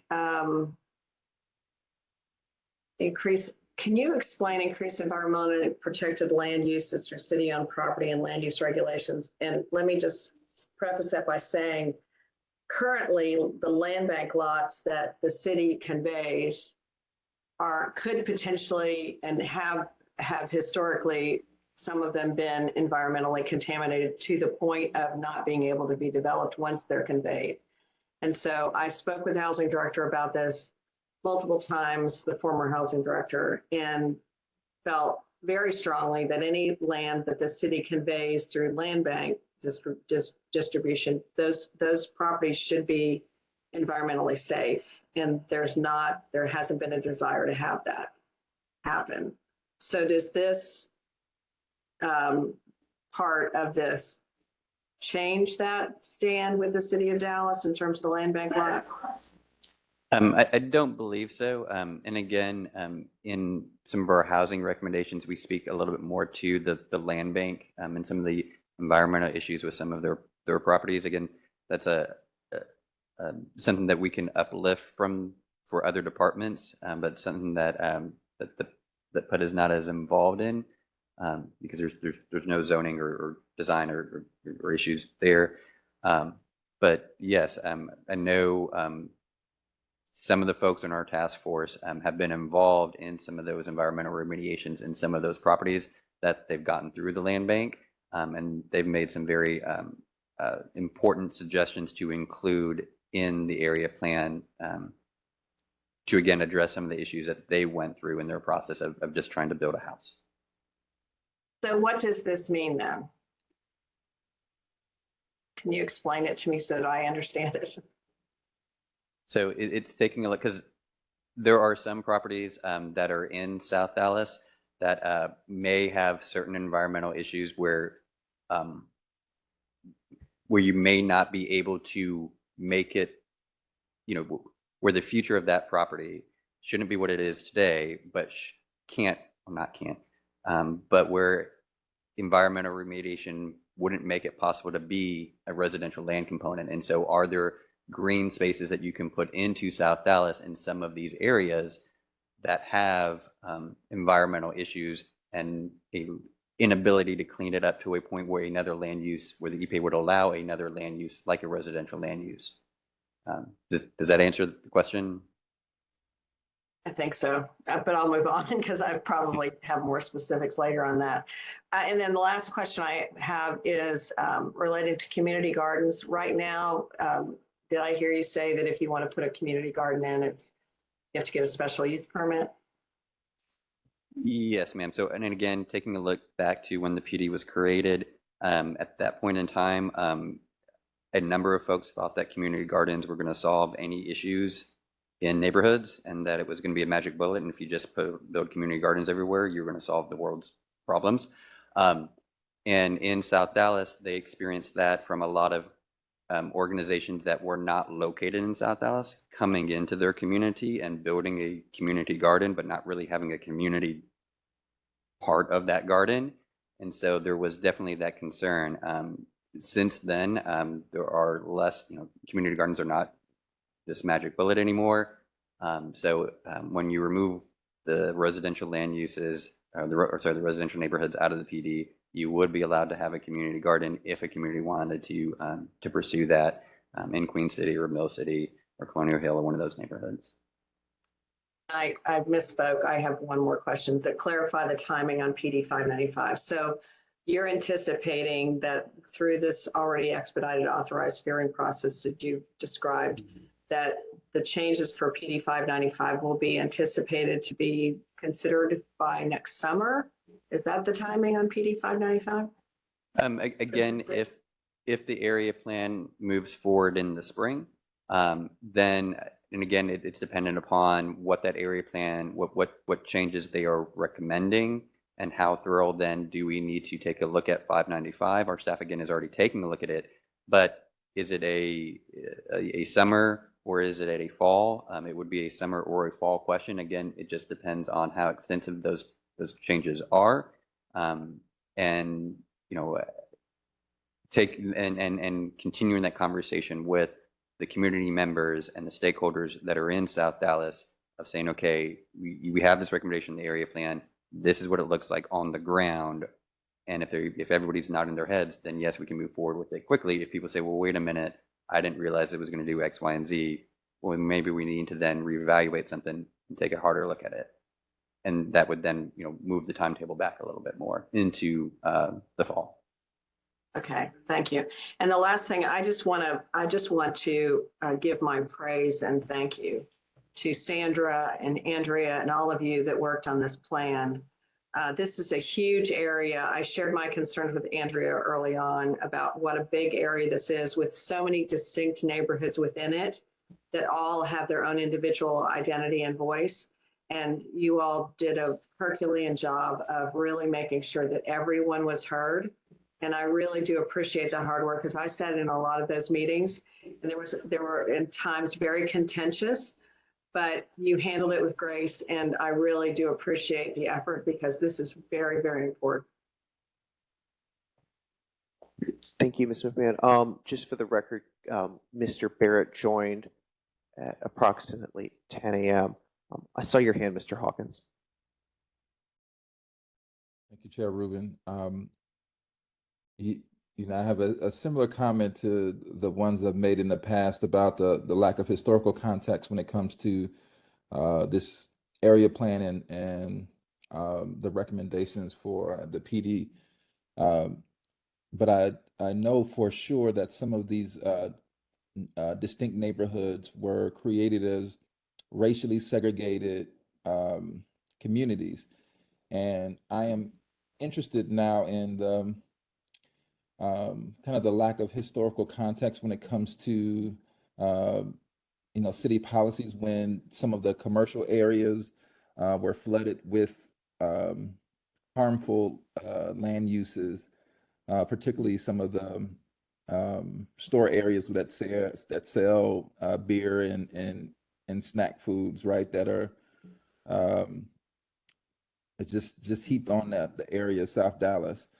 So I'm interested in I'm really excited about the work that the community has done, particularly over the time, and I'm interested in, if anything, explicitly prevent some of those harmful land uses from not coming after this plan will be enacted.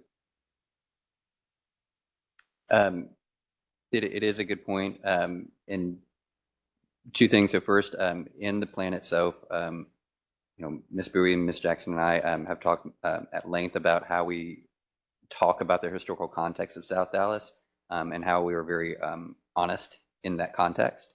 And so look forward to you taking a look at reviewing the plan with that context there to say, okay, is additional context needed, or does it speak to your concern? So definitely looking forward to that. And then your question about, okay, we make some of the changes in the authorized hearing.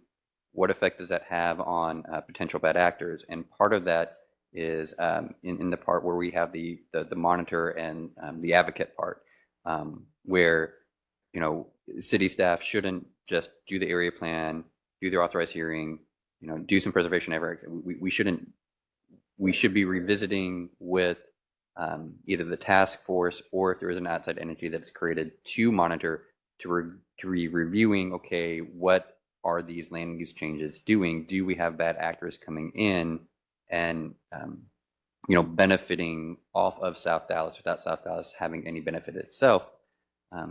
Do we then need to go back in and make additional changes based upon what we see in the first couple of years?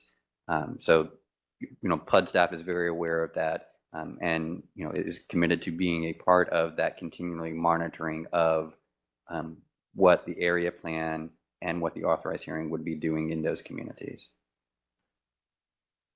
Thank you for that. My follow-up question is something that Ms. McMahon mentioned, and that's the environmental land use.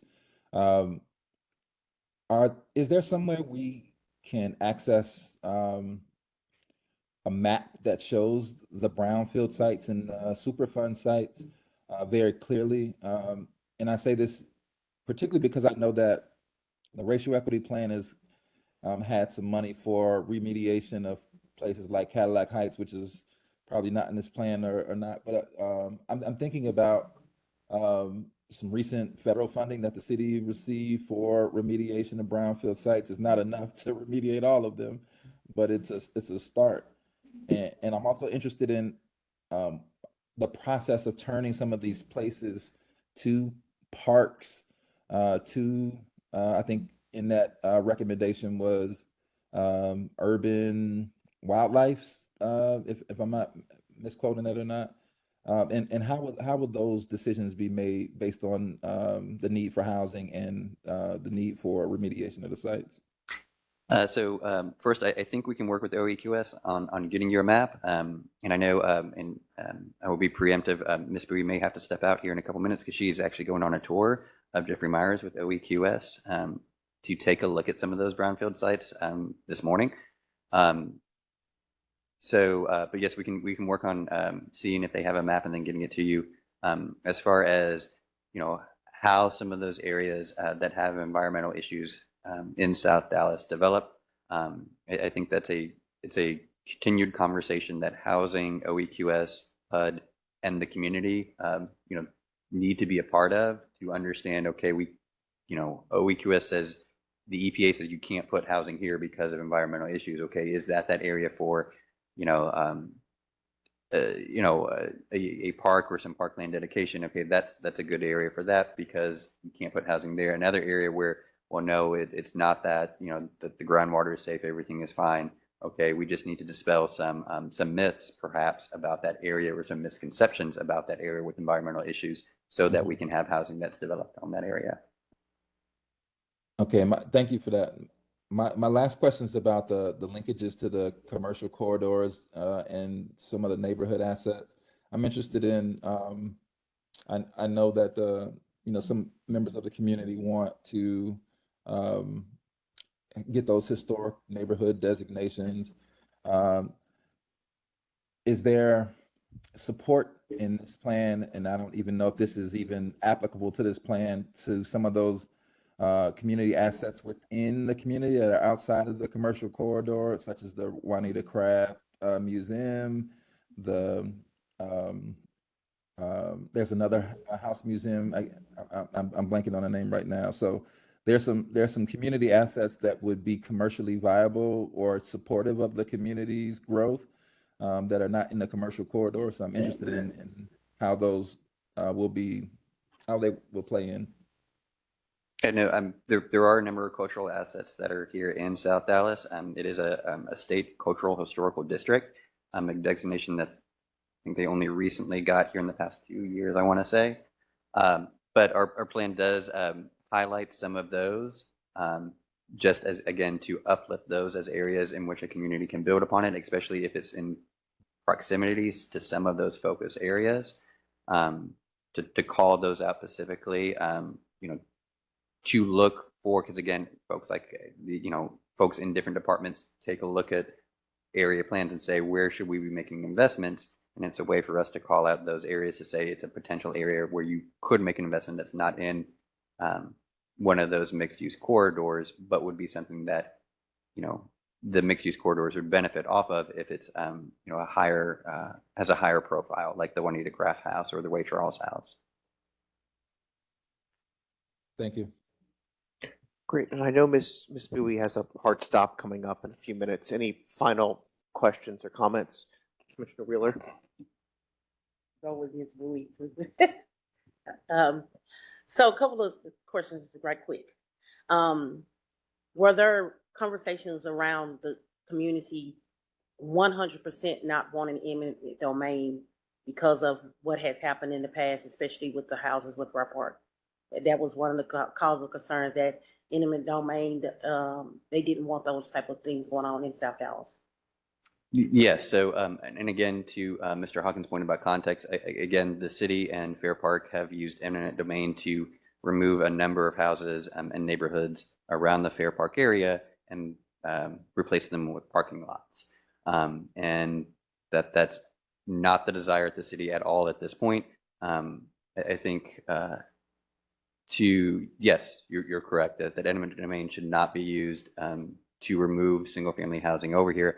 I think, and again, a better example would be, how do you use funding from the city to empower those property owners to take rightful ownership of their property, to then have full, development rights to do what they would like with it, whether that's to occupy and preserve that house and that community, or whether it is to, to sell that property, reap a benefit from additional development happening in South Dallas. And also, have there been workshops offered through the county, I think the county and the city, to help in that process of getting clear titles and moving in that process? There have been, I would say, to reach a level that you're able to make a good dent, there haven't been as much of that. Like, there has been, just hasn't reached that critical point where you're able to really make a big dent in that issue in South Dallas at this point. So that's why it's the calling out for additional investment in those processes. And how, during the process of the task force and the recommendations over the last 3 years, we did have members on the task force that had done work, actually were a part of the original PD. Mm-hmm. All the concerns that was raised today, as far as the historical aspects, the different overlays, the different business corridors, how active really the conversation was. So this wasn't just a staff perspective, this was community. Yeah, and again, Ms. Bowie had detailed the extensive amount of community engagement and task force engagement and meetings throughout the past 3 years that we've had in working with community members and stakeholders that have lived there and been a part of those communities for a number of years. Like you mentioned, part of the original drafting of the PD, and also newer community members who bring, a different, a new energy to that area, and ensuring that we are hearing from both of those perspectives and achieving a result that both of those perspectives, have bought into, has been, it's not just city staff, it's also the members on our task force, the chairs and all the other members, your continued process in working to achieve that good result where everyone is buying into it. Yeah. And they wanted to ensure that those safeguards, that some of the safeguards that were still in place, that need to stay in place and wasn't going to be by right. Yes, that there is still apprehension about bad actors taking advantage of South Dallas, and that's still a very real concern in the community from a number of community members and task force members. Yes, ma'am. And so 2 more questions, and then I'm going to leave I like 3. So as far as forming that external board, the task force members asked that from almost the beginning, even after this process, that to stay on as some type of external guiding force for this plan and after the fact, and also work as kind of like that middle between city and community, where was not it asked that necessarily where everything that the city might need to present to the community that may be going through the task force first, and has been used for more than just the task force. The area plan has been used for other things, those task force members. Yeah, and this is where I would call out my colleague, Ms. Bowie, because there's always been a lot of capacity in South Dallas, but frequently it's been scattered. And Ms. Bowie has been very good about bringing that capacity together and creating some synergy to say we have all this capacity. Let's all, instead of all individually trying to push the boulder up the hill, let's all work together on it. And I think the task force is at a position in which they are moving forward now as a coalition, working on creating that entity or acting as that entity. Yeah. For more than the area plan, but also Yes, for other concerns that the community might have, and the filter before going to the community as a large. Yep.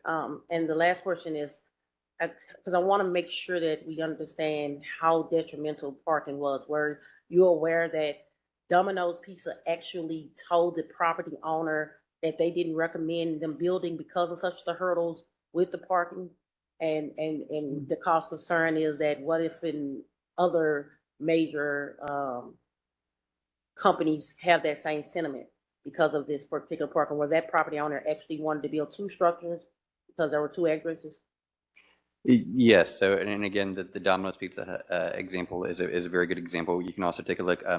We did the research along Second Avenue, which is, a long stretch. If you see up here, it's the southeast or the southern part there of Fair Park that goes all the way down. Nothing's been built there since 1984. Like it's a commercial. Like if you look at it, it could be a lower Greenville, but nothing has happened there. And a part of that is because of that parking mandate that people kick the tires and stuff, and they say, I can't make anything work because I don't have any room for that parking. And Domino's Pizza for content sits. It's a nice building, but it's kind of an eyesore because of the parking, because Domino's actually sits at Romney Cullum. The parking lot is at Second Avenue. So you are two corridors that is disrupted because of the mandate that was happening. Yep, I would be glad to provide additional collateral on the Domino's Pizza for the community to look at and to review to understand the parking issue. Thanks. Well, I want to be respectful of Ms. Bowie's time since she has the Jeffries Myers tour. So, I guess if there is additional feedback that anyone on the body wants to share, maybe, it could be shared offline. If we've got a couple minutes to see if anyone has any final questions or comments that are urgent.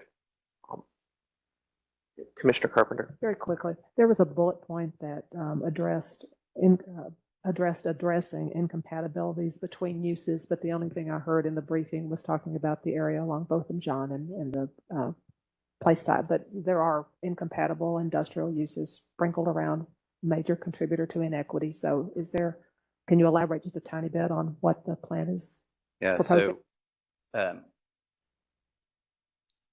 So some of those areas that are in South Dallas that might not be in the PD, but in the area plan and in the place type map, those areas outside of the Botham Jean example, those areas would be identified, I believe, as either regional mixed use or commercial mixed use place type, as a way for those areas to develop as something other than, for lack of a better word, legacy industrial buildings that are in South Dallas. Great. Well, thank you so much for Ms. Bowie, Mr. Blades, and all the community members who showed up today. We look forward to seeing staff's continued work on this, and look forward to moving along to CPC. Since we've been going for a couple hours now, why don't we take a brief break and be back at 11:35? Thanks. 11:35 was wishful thinking. 10:35, yes. Thank you, Commissioner Carpenter.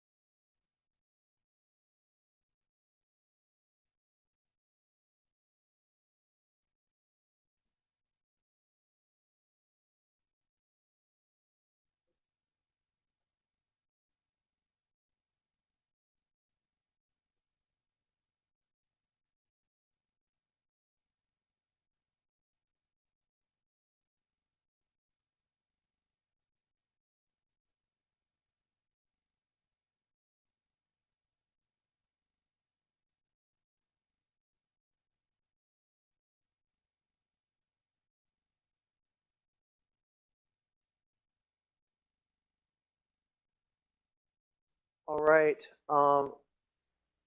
It's now 10:42. If we could get everyone to get their cameras on.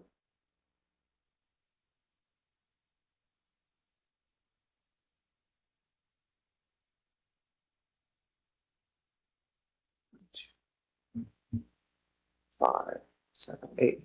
All right, it is 10:43. We have a quorum, and we are back on the record, and we'll turn it over to Mr. Agu and Mr. Blades again on the Forward Dallas draft plan review and discussion. All right, so good morning. Thank you all again. Thanks for coming back. So our conversation is going to be pretty brief related to Forward Dallas. Just going to give a quick overview in terms of our development of the plan. Also lay out the timeline expectations for this body and going to get some feedback related to that. So our team, we're currently implementing and applying your comments and other comments from other bodies. We've met with UDPRP, Urban Design Peer Review Panel, as well to talk through some of the place type graphics, language, and how that gets discussed within the plan document. That's being implemented into the plan. What we're wanting to do is by end of the week, early next week, have a draft that incorporates all those comments that we send back to this body and the public. So by the time we meet next time on the 12th, December 12th, that's going to be a public hearing, full day meeting with the body to talk through that plan. And our expectation is that when you get the plan document end of this week, early next week, that you all read that plan and come to us, let us know other issues and tweaks that we should be looking at, and coming forward with us with how you would recommend that being achieved. So the idea is to have a completed document, updated map as well, and also to use the next meeting to discuss any tweaks or modifications to the plan document based on your review in the next few weeks. So with that, just want to let everybody know that our next meeting will be December 12th. I believe the auditorium, Brian, downstairs. That'll be a full day meeting, a public hearing. The public also is going to be requested to also attend and provide their testimonies and feedback on the plan as well. So they'll get the document when you all get the document. And then we are expecting that to be that first hearing to be where you all discuss any major issues that need to occur. If there are any minor issues, we can also address it during the conversation. And also too, if you all feel that the document is a pretty decent place to be recommended to CPC, that particular meeting could be used to also take a vote on moving that forward to CPC. So the idea is that we're going to start the public hearing process starting at the 12th. If needed, we can add another meeting in the month of December to be able to continue tweaking and modifying major issues that come forward from reviewing that plan document. And then last thing too, as we move forward to that particular next meeting, we have, I believe, one less member on the panel. Just want to be kind of clear and transparent. So the quorum will be 7 moving forward. But I think we've clarified all kind of back end logistics to make sure that everybody will be able to attend next meeting. So if there's any conflicts, please reach out to myself, Brian Price, Patrick Blades, or anybody in the project team just to discuss and talk through any logistics in terms of not being available to attend that meeting. So with that, I'm going to field any questions just on process and expectations and go from there. Yeah, I'll start off with a quick question or two, Mr. Gu. I do expect the members of this body to have detailed feedback after reviewing the document, and potentially some modifications to request or suggest. And I wanted to just sort of go through the ways that we might be able to do it, make those modifications. One way might be that we see on zoning cases where it's an actual ordinance that gets enacted into law, which this is not. This is a plan. Is we actually would amend the text of the document that's before us. So presumably a member could come with proposed alternative language that's fully fleshed out for the body to consider, right? And could members also come with more general recommendations about what they would like to see staff do between the time it's at CLUP and the time it goes to CPC? Correct. So two of those things are correct. So as you all get the document and prepare for that public hearing, it's going to be up to the body to review the document, come up with language tweaks, suggestions, like you mentioned, in detail for certain sections, and also think about maybe more general ways of crafting, developing, tweaking the document as needed. So next meeting is going to be the determining meetings to figure out if it's in terms of the changes are major, might need to have another meeting or subsequent meetings to address those. If you feel that the recommendations or tweaks are minor, up to the body to either take a vote and provide those minor amendments or tweaks or suggestions as it gets moved to the next CPC or the next body after CLUP. Okay. And I know sometimes, again, on zoning cases, there will be times when there are different sort of, for lack of a better term, boxes. Staff will, suggest that a certain, PD provision be written in a certain way, and then the applicant will have different desires for what the PD contains.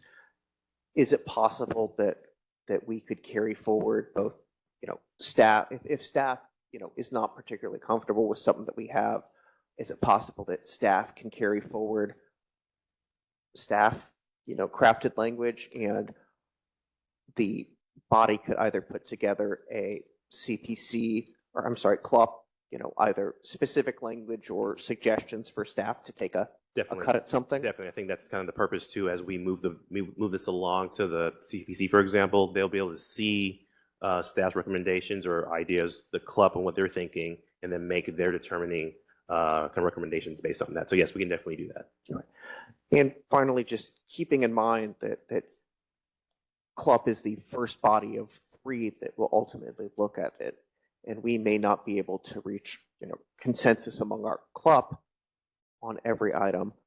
Is it possible for, if there are proposals by members of CLUP that don't carry the day, will those be accessible to the CPC and council to see as sort of the minority voice? So even if that, if a group of people, have particular issues with one part of the document, that can be noted for CPC, and that doesn't necessarily, need to get fully resolved here at CLUP, but can be, carried forward for the record for the ultimate decision makers on this document. No, definitely. We can make either a transcript or kind of meeting notes in terms of what those outcomes and the feedback is.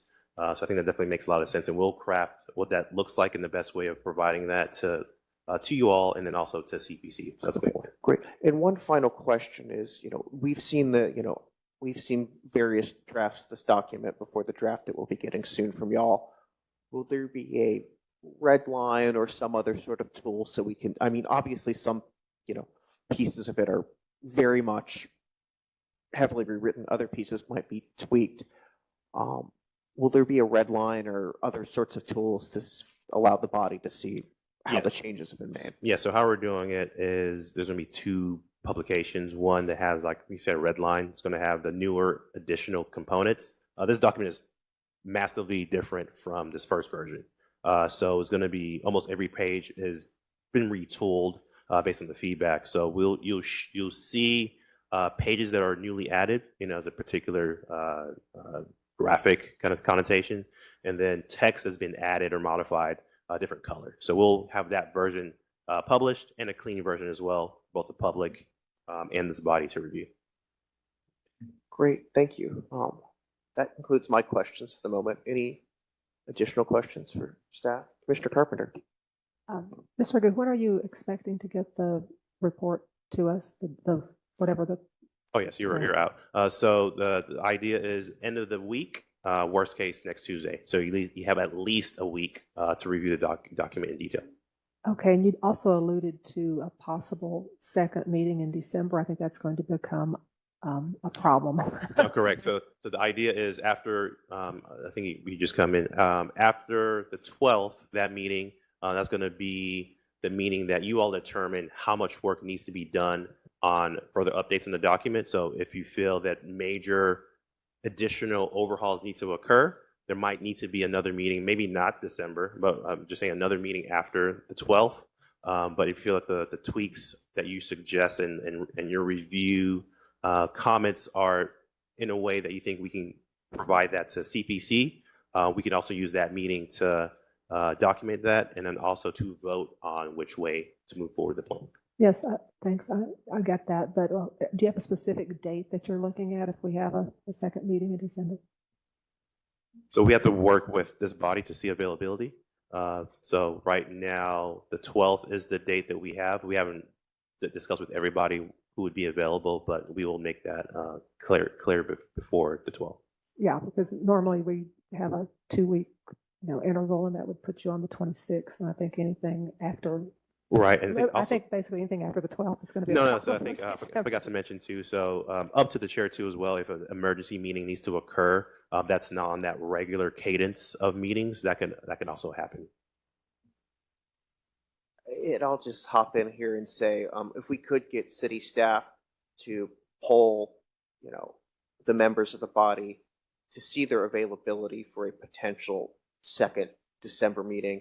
It's not something that I would necessarily relish doing. I understand folks have holidays. I wouldn't call it an emergency necessarily, but a called meeting, we have gotten feedback from various folks on the body and other stakeholders that they're ready to see this, document, progress onto CPC. So I don't want to cramp the committee's consideration of this document by any means. At the same time, we've been at this for quite some time. So I don't think calling a second December meeting is necessarily, outside of the realm of possibility at this point. Not something that I would love to do, but if we can go ahead and either Mr. Price or Mr. Agu get communications out to the members of the body to figure out whether a second December meeting is feasible, that would be good, just so we know. And so if it is feasible, that we have a placeholder on the calendar for that. Definitely, we can definitely do that. And I think the purpose of the last few meetings is to basically show those pieces to you all as we're developing it. So there shouldn't be any surprises in terms of the structure of the document. You're just going to see everything in one package. So yes, I think that makes a lot of sense, and we can definitely do that this week. Members, additional questions, comments for staff? Again, express my appreciation both to staff, Mr. Agu, Mr. Blades, Mr. Price, Ms. Gillis. I'm sure there are others who I'm neglecting to name, but just all the staff members, as well as the members of this committee who have been working for a long time, very hard on the comp plan and seeing it approach final form. I know we'll have additional feedback for staff, but thank you for all of your efforts, your time, your hard work on this, and look forward to continuing to work on this and get it onto Plan Commission and Council, expeditiously. Awesome. And I guess the last few comments from staff, just as community members too as well are also here. We can admonish for you to come as well with your review and your thoughts and your input, because this is the first body that we mentioned to move this along to CPC and then council. We'll make sure that we're getting all the feedback during that particular meeting that we have on the 12th, so we can have a robust discussion and also a robust review as we move this forward. And then secondly, too, with our executive team, I know we have Andrea Udre behind us, Dr. Udre. Ms. Gillis will also be in town this week, and she'll be reaching out to this body just to kind of coordinate and think through what the next meeting looks like as well. Great. Last item on our agenda before we adjourn is approval of the November 14th, 2023 minutes. Can I get a motion? Thank you for your motion, Commissioner Carpenter. We have a second. Oh, great. Thank you for your second, Mr. Houston. Any discussion? Seeing none, all in favor say aye. Any opposed? Nay. The November 14th minutes are approved. And with that, it is now 10:40. 8:57 a.m. and the Comprehensive Land Use Plan Committee is adjourned. Thank you.